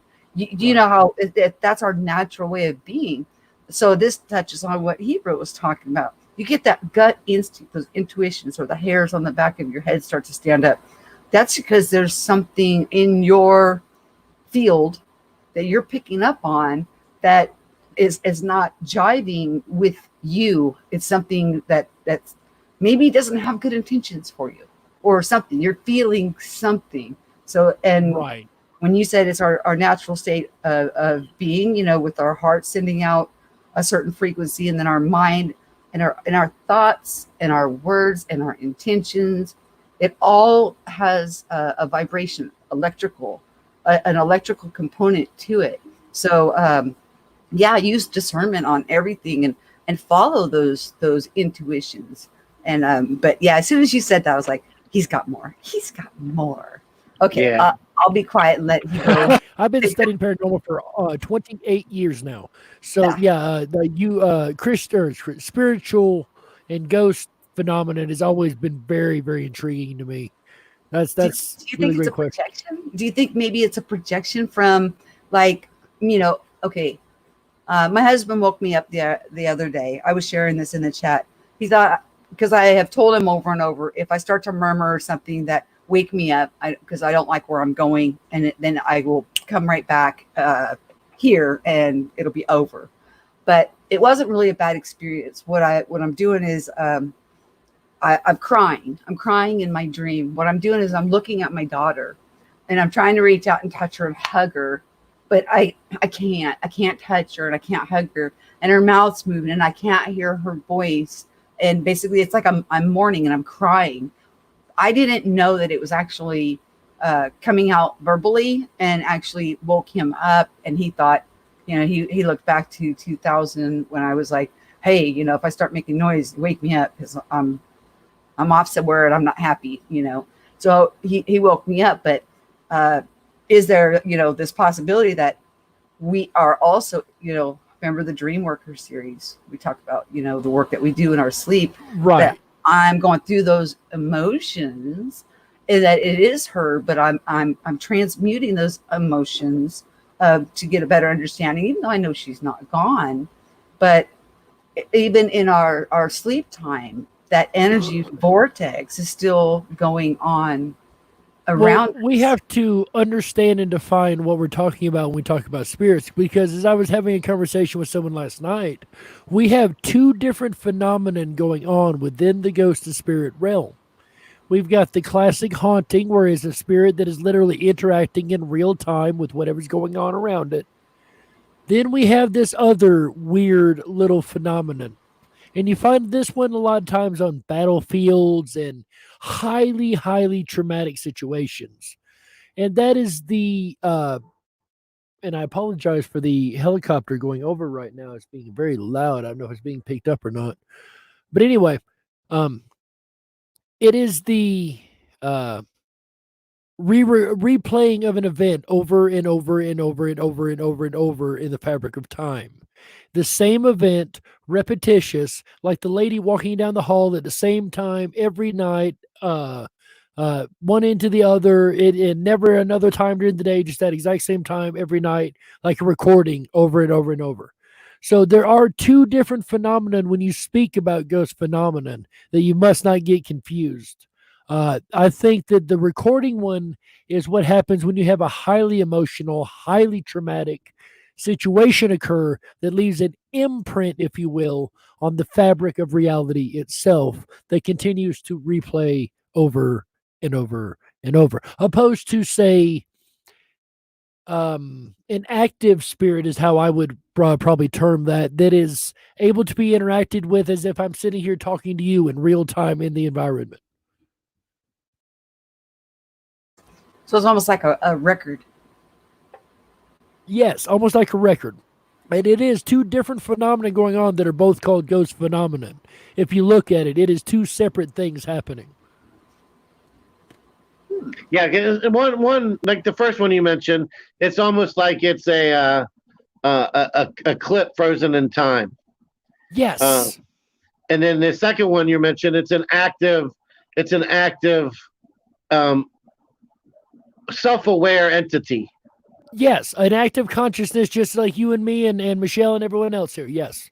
Yeah, but and it's somehow breaking through our normal inability to observe it because of its energy is fluctuating in such a capacity that it's enabling it to break through the veil, so to speak. Man. And the argument can be made for electromagnetic waves for being the catalyst for that. Yes, go ahead, Hebrew. I'm sorry, I didn't mean to interrupt anybody, but you guys got me thinking about, and I'm guessing this is what you're talking about, electronic magnetic energy, like energy that people leave behind can sometimes be caught in a bubble. Not so much a bubble, but like a loop. It's like a mirror projecting of what you. Go ahead. I was just saying, yes, that's pretty much it right there, what you're describing. To me, it's like the old tape, cassette tape, like the magnetic recording being embedded on that tape and just playing over and over and over. That's what we would call in the field a unintelligent haunting. There's two different kinds. There's an intelligent haunting where they're aware, they have the awareness, they can interact with you and talk with you, and then there's the unintelligent haunting, which they don't know they don't really exist. They're existing only on sort of like the best way I can explain it is like a tape recording, where they just repeat the last thing that they repeated after they died or whatever. Am I correct in assuming this? Generally speaking, yes. A lot of times it will be the final moments of death, right before or right at death. Sometimes it'll just be a traumatic moment within their life. I've not seen any 100% across the board on exactly what is being repeated, but yes, you're spot on with what you're saying on that. Yes. And I love how you said, like we say in the field, like you're like the fifth member of the Ghostbusters or something. Right. Well, the fact is, he's right though. That is a logic term, and I forgot. I couldn't think of that term to save my life. Right. And then my second smart ass comment was going to be, well, what do you guys say in the parking lot if that's what you call it in the field? Oh, you don't want to know. Right. No, but I have dabbled in sort of like the paranormal, and I've been interested in it in many years, ever since I was a little kid, and I saw this hag, which I do believe they call a sleep hag. She probably wouldn't appreciate you calling her a hag. I'm just saying. Well, no, that I believe that's the official term for her, but if I may continue, the sleep hag comes through your mirror, and you look in the mirror and you sleep, or it's sort of when you're in a sleep-like state. much like, I forget what the proper term is called, sleep. Hypnagogic state. Oh, yeah, what you just said. But no, when I was a little kid, I experienced this, and I didn't realize that it's an actual phenomenon. And it was sleep paralysis. Yes, thank you. Yes. But I didn't realize there was an actual thing, and you can Google it. The sleep hag is an actual thing that people see. They see that as a sort of like a hag or a witch or whatever you want to call her, but she comes through to you and actually tries to pull you through the mirror. Or at least that was my experience. Is this not the one that sits on your chest also? Is that the same character? I believe so, yes. Okay. But that's what got me first interested in the paranormal. I mean, this is way before the Mandela effect, of course, but some of my favorite movies is like Ghostbusters and Poltergeist and stuff like that. And I know that those aren't, but they are based on not Ghostbusters, but the Poltergeist for the most part is based on real life stuff, not real life events, mind you. But some of the technology and the terminology, concepts. Thank you. But that was my only 2 cents I wanted to add because I did have that experience. So I'll let you guys go ahead and talk it out. I got a question I'd like to pose or throw out there to everybody. I mean, it's something that I've been kind of, I don't know, weighing on my brain here lately.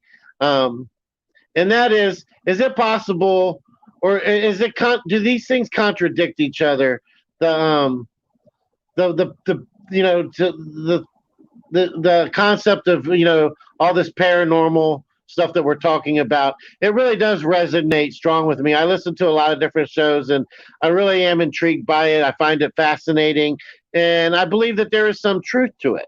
But at the same time, I'm also kind of trying to build myself up religiously and in my faith, and then in concepts of trying to wrap my head around the Bible and get closer to God. Right now, do these things contradict each other? Is it possible you can have like you can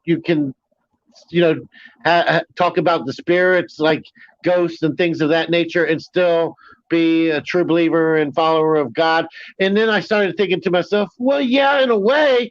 I mean, and I know this is a really loose cannon approach, but in a way, if you think about it, a lot of the stuff in the Bible is kind of paranormal or supernatural, and they kind of coincide more than they disagree, as long as you're not getting caught up on very specific details. Am I right, or am I wrong, or have you guys given this any thought, or what is your I would say you are absolutely 100% right. They even accused Jesus of being a ghost at one point, if I'm not mistaken.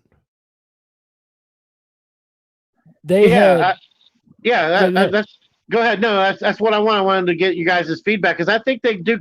I don't think they go hand in hand per se, but I don't think they're as contradictory as you would on surface level first think. Well, it's like reincarnation. It's the same concept. They're not as crazy, if you will, as one would originally think them to be. The Bible spoke about it quite a bit. There's about 5 verses that I can point to for reincarnation. There's probably about 5 or 6 equally for ghost or the concept of believing in ghosts.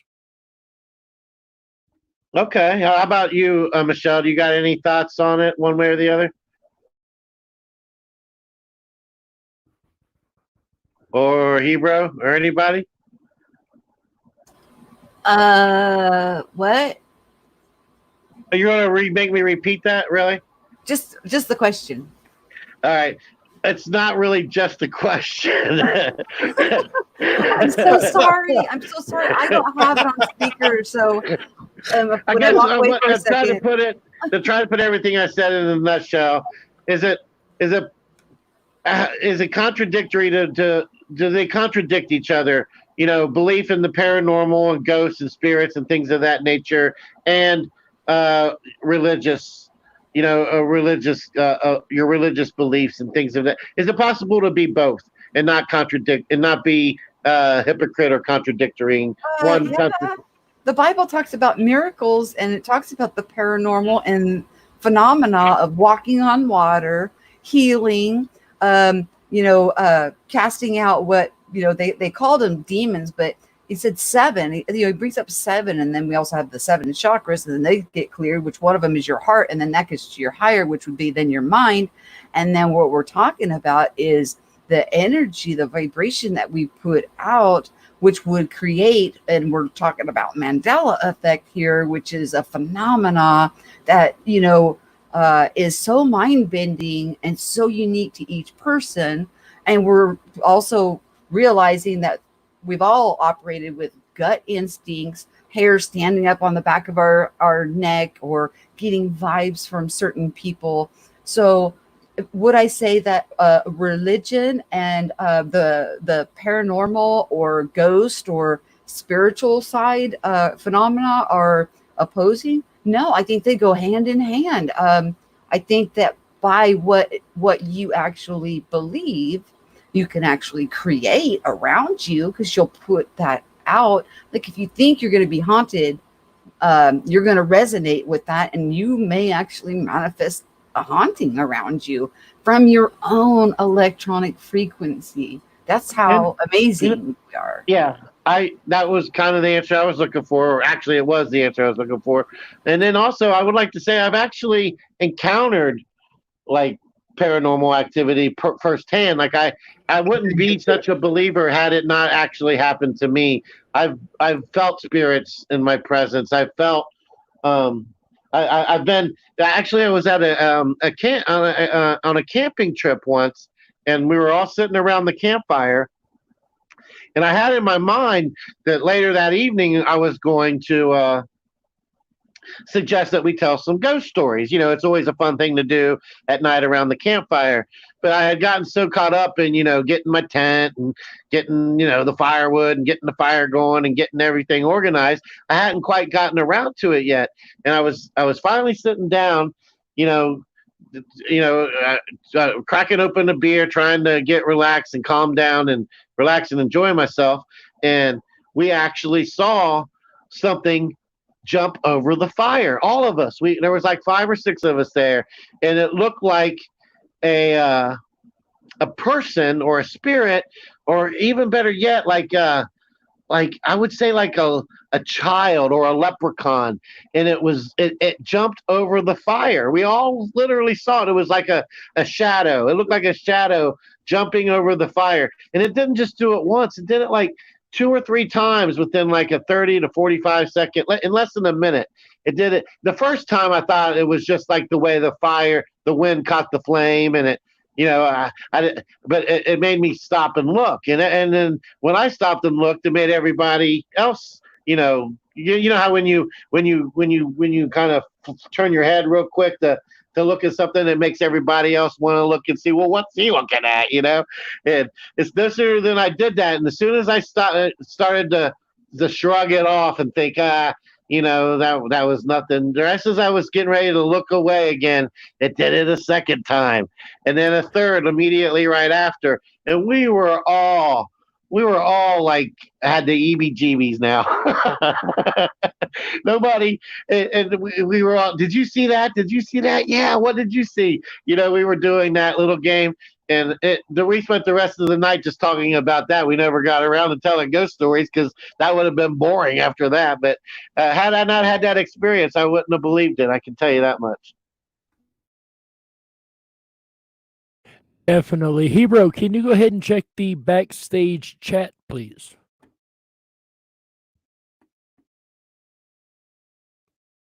Oh, I'm sorry. What's up?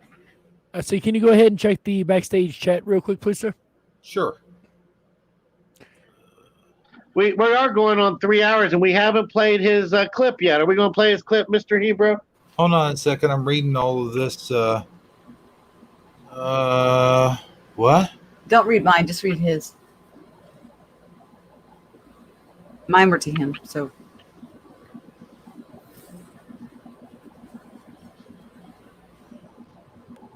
Oh, okay. I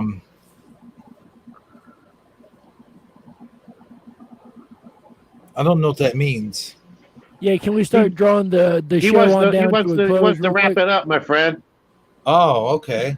Wow, it is at the 3-hour mark. yeah, we got deep too. Wow, we sure did. And look, I mean, I just see it all how it all ties together. But I do want to make sure we play his clip before we leave. Oh, well, certainly. But I do want to answer your question that you proposed for all of us earlier. Yeah, go ahead. And the Bible, it doesn't contradict if you're trying to look into the paranormal and you look into the Bible. Okay, now the Bible does warn us about psychics, and it's sinful to to seek out psychics or to try to be a psychic because they say that comes from an evil place. But it doesn't speak of looking for ghosts or looking for a spiritual, like if you see something strange in the neighborhood, for example, it doesn't really mention anything that you can't seek, but it does say do not seek these spirits, or Jesus has already said in the Bible about seeking spirits and about psychics and mind readers and whatnot have you. I guess that's the same thing. I don't know, but that would be the only time that I ever think it says to not be seeking for these spirits, because they will eventually lead you to evil spirits. But however, with that being said, Jesus casts out demons and encourages each and every one of us to cast out demons as well. And the very fact that we're trying to research the paranormal says a lot about us, says that we truly believe in the afterlife. And if we believe in the afterlife, then to me, in my opinion, that in itself brings you closer to God. Because if you believe in the afterlife and you believe the words that Jesus taught us, he will bring us everlasting life. Then at some point those two ends must meet. So if you believe in the afterlife, you believe in heaven, you believe in hell, then I don't see why these two things would contradict one another, is what I'm trying to say, bottom line. And now with that being said, I can get opinions from our special guest, DarkwolfDen. What do you think all about that, Dark Wolf? Well, I think he already said it, but go ahead if you got more. I would just say that we've got a lot left to learn, and we've got a definitely better science than we had back when I first started investigating it. I think that there's a lot been brought up tonight that requires further investigation, things I would have never thought of. That said, I think we've definitely got our work cut out for us as far as like trying to get these spirit boxes to work on a level that's not questionable as to how they're working. But I think the science is really, really close, and I think we're almost there. Cool. I couldn't agree more. And I want to hear your feedback after you watch that show, Dark Wolf. Make sure you reach out to me and tell me what you thought of it and what you took away from it, what you liked or didn't like. Most definitely, my friend. I will definitely do. I'm looking forward to watching it. It's based in Tennessee, and I've lived there for 29 years before I moved. So, yeah, definitely interested in seeing how they portray it. Okay. Now, let's do some ripping radio. Ripping rabbit radio. Ripping. I'm just playing. You just showed up in your chat there, Hebrew, the ripping rabbit hole. Well, I'm looking here at did you send it to Taco? Hey, the Ripping Rabbit Holes decided to join us in the chat. Appreciate you being here, AJ. Awesome. Oh, hey. That's cool. What I was saying. What did you think I was saying, Hebrew? No, I don't know. I'm looking at this thing. Saji, it says 5 new messages. Oh, Yeah, Dark Wolf and I have been typing in there. Scroll No, up. it's in Hangouts. It's in Taco Tuesday. I put a time marker on there. Oh, over in the Hangouts chat, he's talking about. Yeah. Oh. The linkety link. Mandela Effect Conference. That's not it. No. Huh. So you sent it at Taco Tuesday, correct? I thought so. Maybe I sent it directly to you if you're not seeing it there. Hold on, just one sec. Oh, okay. Approximately the 12-minute mark. Is that it? Yeah, it start and there's a start time. Okay, cool. Welcome, Clemson. I think it's the 8 minutes mark. Oh, I thought you said 12 minutes. Okay, 8 minutes. No, that's the end. The 12 minutes will be the end. Okay, I got you. All right, let's get it over here to 8:07. The radio. And we don't really have to. There's no visual. Yeah, it's up to you. Whatever you want to do, my friend. I could just play the audio since there's really nothing to see. Well, he does have a nice little graphic to look at, though. Oh, that's true. All right. Well, okay. Let me go ahead and do a share screen. There you go. Yeah. I'll do it the right way. You're right. I was just being lazy there, Dark Wolf.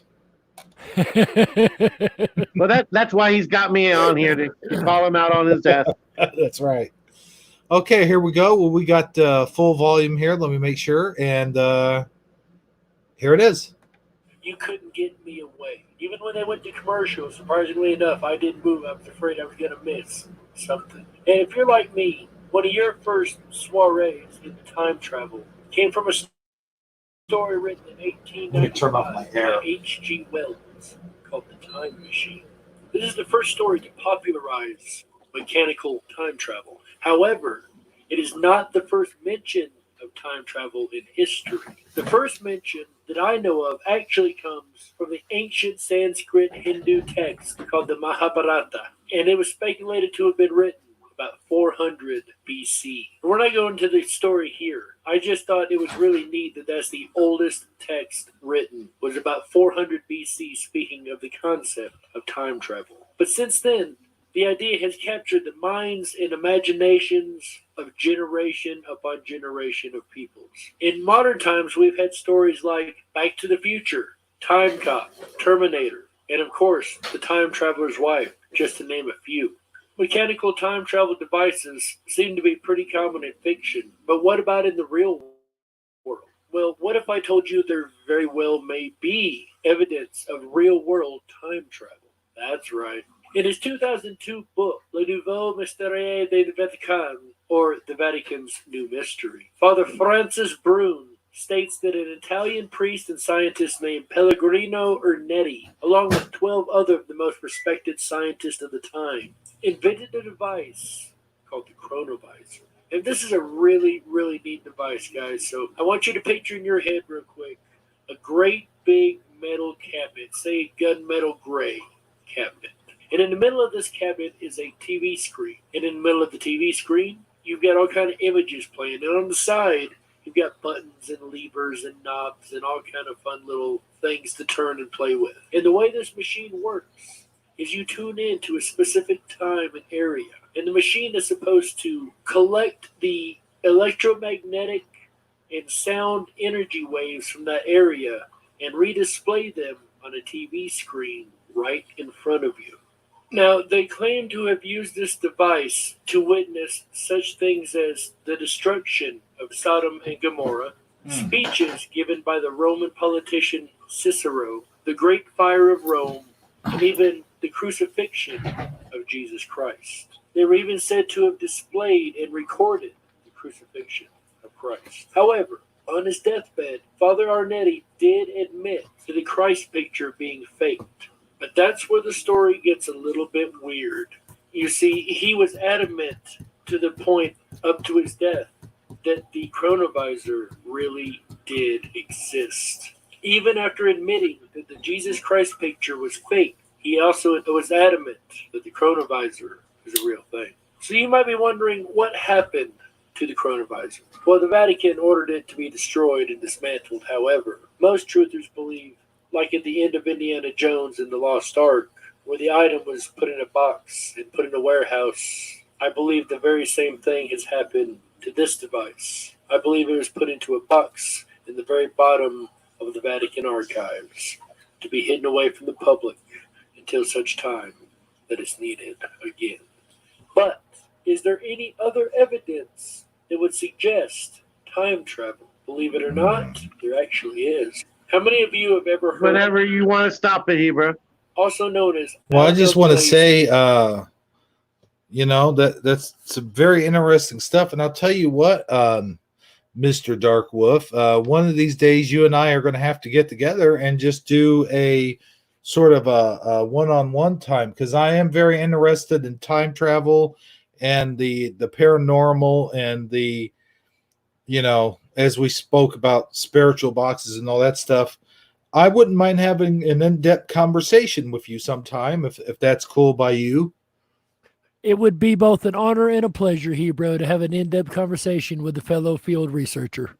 All right, cool. Yeah, and with all that being said, if you're Rippin' Radio's ever looking for another person to come do a show, I'm always all ears for something like that. So, but with all that being said, I really am so glad you came on to be here with us tonight. We really have enjoyed having you. The show, I knew it was going to be great. I just didn't realize how great it actually turned out, even better than how I imagined it. Well, thank you guys. It's both an honor and a pleasure once again to be here with you guys. It's overdue to coming on this channel. I really appreciate you having me on. Luckily, with the work schedules worked out now to where I can actually join you guys every now and again. But yes, it's an honor and a pleasure, and I thank you for having me here with you. Well, I got to say, it has been a really good show, man. And I'll tell you what, I do like having you on here. And yeah, we're definitely going to have to do that, our own little show there. I think that would be kind of cool. And I do appreciate you saying that you would be glad to do it. And, remember, guys, watch, what's it called again? Rippin' Rabbit Hole? It's rippinrabbithole.com. It is the Rippin' Common Sense Radio Network. Make sure you go over there. We've got a group over there for the Dark Wolf's Den show. We've also got a topic suggestions group if you're interested in that. Plus, make sure you come back Thursday through Sunday. I'm not the only show over there. I just happened to kick the weekend off. Our buddy AJ, the Rippin' Rabbit, here in the chat with us, will definitely be doing his show Thursday through Sunday every week. He does an amazing live show. You guys do not forget to go over there and check that out. If you go to the website, you get on the mailing list. We send out a email every Wednesday morning with all the topics for the coming up weekend. It is the only email that we will send out, so no worries. We don't sell your email or spam you by any means. But definitely sign up for that. You'll know when we go live. You know what we'll be talking about. And you'll be ready to have an amazing weekend every weekend with the Animals of Radio. Well, there you go, man. That was a true radio plug if I've ever heard one, man. That was awesome. Speaking of which, since you got such the awesome chops for radio voices, I would be honored if you would do the pleasures of given this fine swine chat room one final shout out. I should say, I don't know why I said chat room. One final shout out. I got tongue tied there. I guess a little bit of nervous jitters or whatever you want to call them. But would you be interested in doing that for us, sir? I would be glad to do your room shout out. We had Michael Fontaine in here earlier, usually the first one in the rabbit hole chats every time. And I think people are trying to really challenge him now. JoJo actually got him last week. So we got Michael Fontaine. We got Dark Slayer, Mr. Suso, Dr. Seuss. We got the Hebrew from Eternia for some reason is in the chat and the show. That is awesome. Lorraine Lamore. We've got Mr. Sagittarically Speaking. Another one likes to hang out on both sides. Truth Sets You Free. Thank you so much for being here. CJ Wood, she's already dipped out for the evening, but we do appreciate her stopping by also. Awaken Activate, sitting here in the chat with us and also hanging out in the hangout here with us. We've got the Rippin' Rabbit Hole, Mr. AJ, our buddy, the Rippin' Rabbit, with us here. And that looks like everybody that I see. Well, all right, man. Hey, good job there. And I do appreciate that. Thank you for doing that. Awesome shout out. And I might have said this before, but it's been awesome having you on, and we'll have to do it again some other time. Hang on a minute. Huh? Who? It is Taco Tuesday, right? Yes, it is. Michael Fontaine? Oh. Michael Fontaine. Michael Fontaine.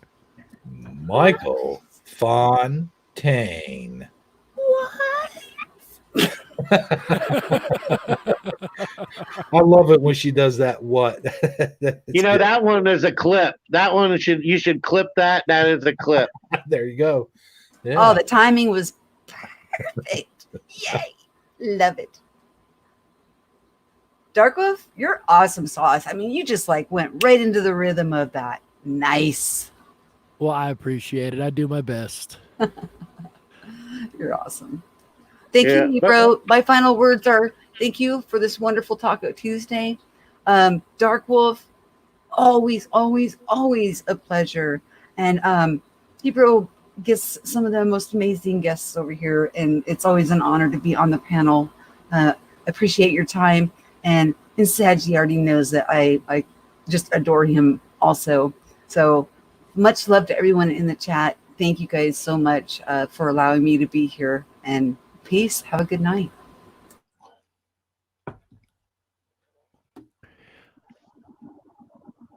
Yeah, I guess I'll do mine, and I'll let you go last, Darkwolf, if that's okay. Not a problem. Seriously, though, I mean, when I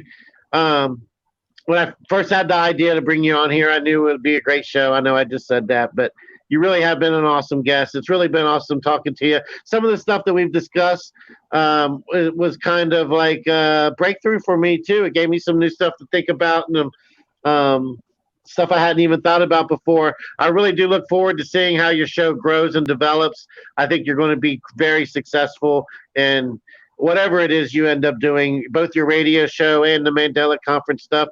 It seems like you really do have a good footing, and you got the right people backing you up. And I'm just really, I really am just rooting for your success, sir. And I hope that when you make it big time, you don't forget us small people you used to hang out with before. You were on billboards and had your name on Goodyear blimps and stuff like that. Okay.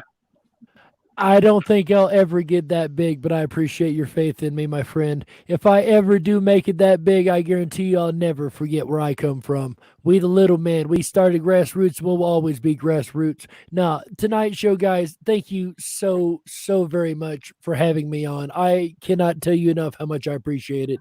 I love listening to you guys. You guys crack me up every week. To be able to be on here with you guys is just as much an honor for me as it is for you. So I do appreciate you having me on your channel and having me on the show. The conversation tonight was absolutely incredible. I cannot wait to sit down again with you guys, come back on here. Hebrew, we've definitely got to sit down, have a Researchers 101, definitely. Michelle, it's always a pleasure to see you, my friend. Saji, thanks for getting the ball rolling on this. I really appreciate you reaching out to me and being the link between everybody and everybody in the chat, everybody watching from home, everybody watching on demand. Thank you so much for joining us. We very much appreciate it. You have no idea how much it really does mean to have every last one of you watching us.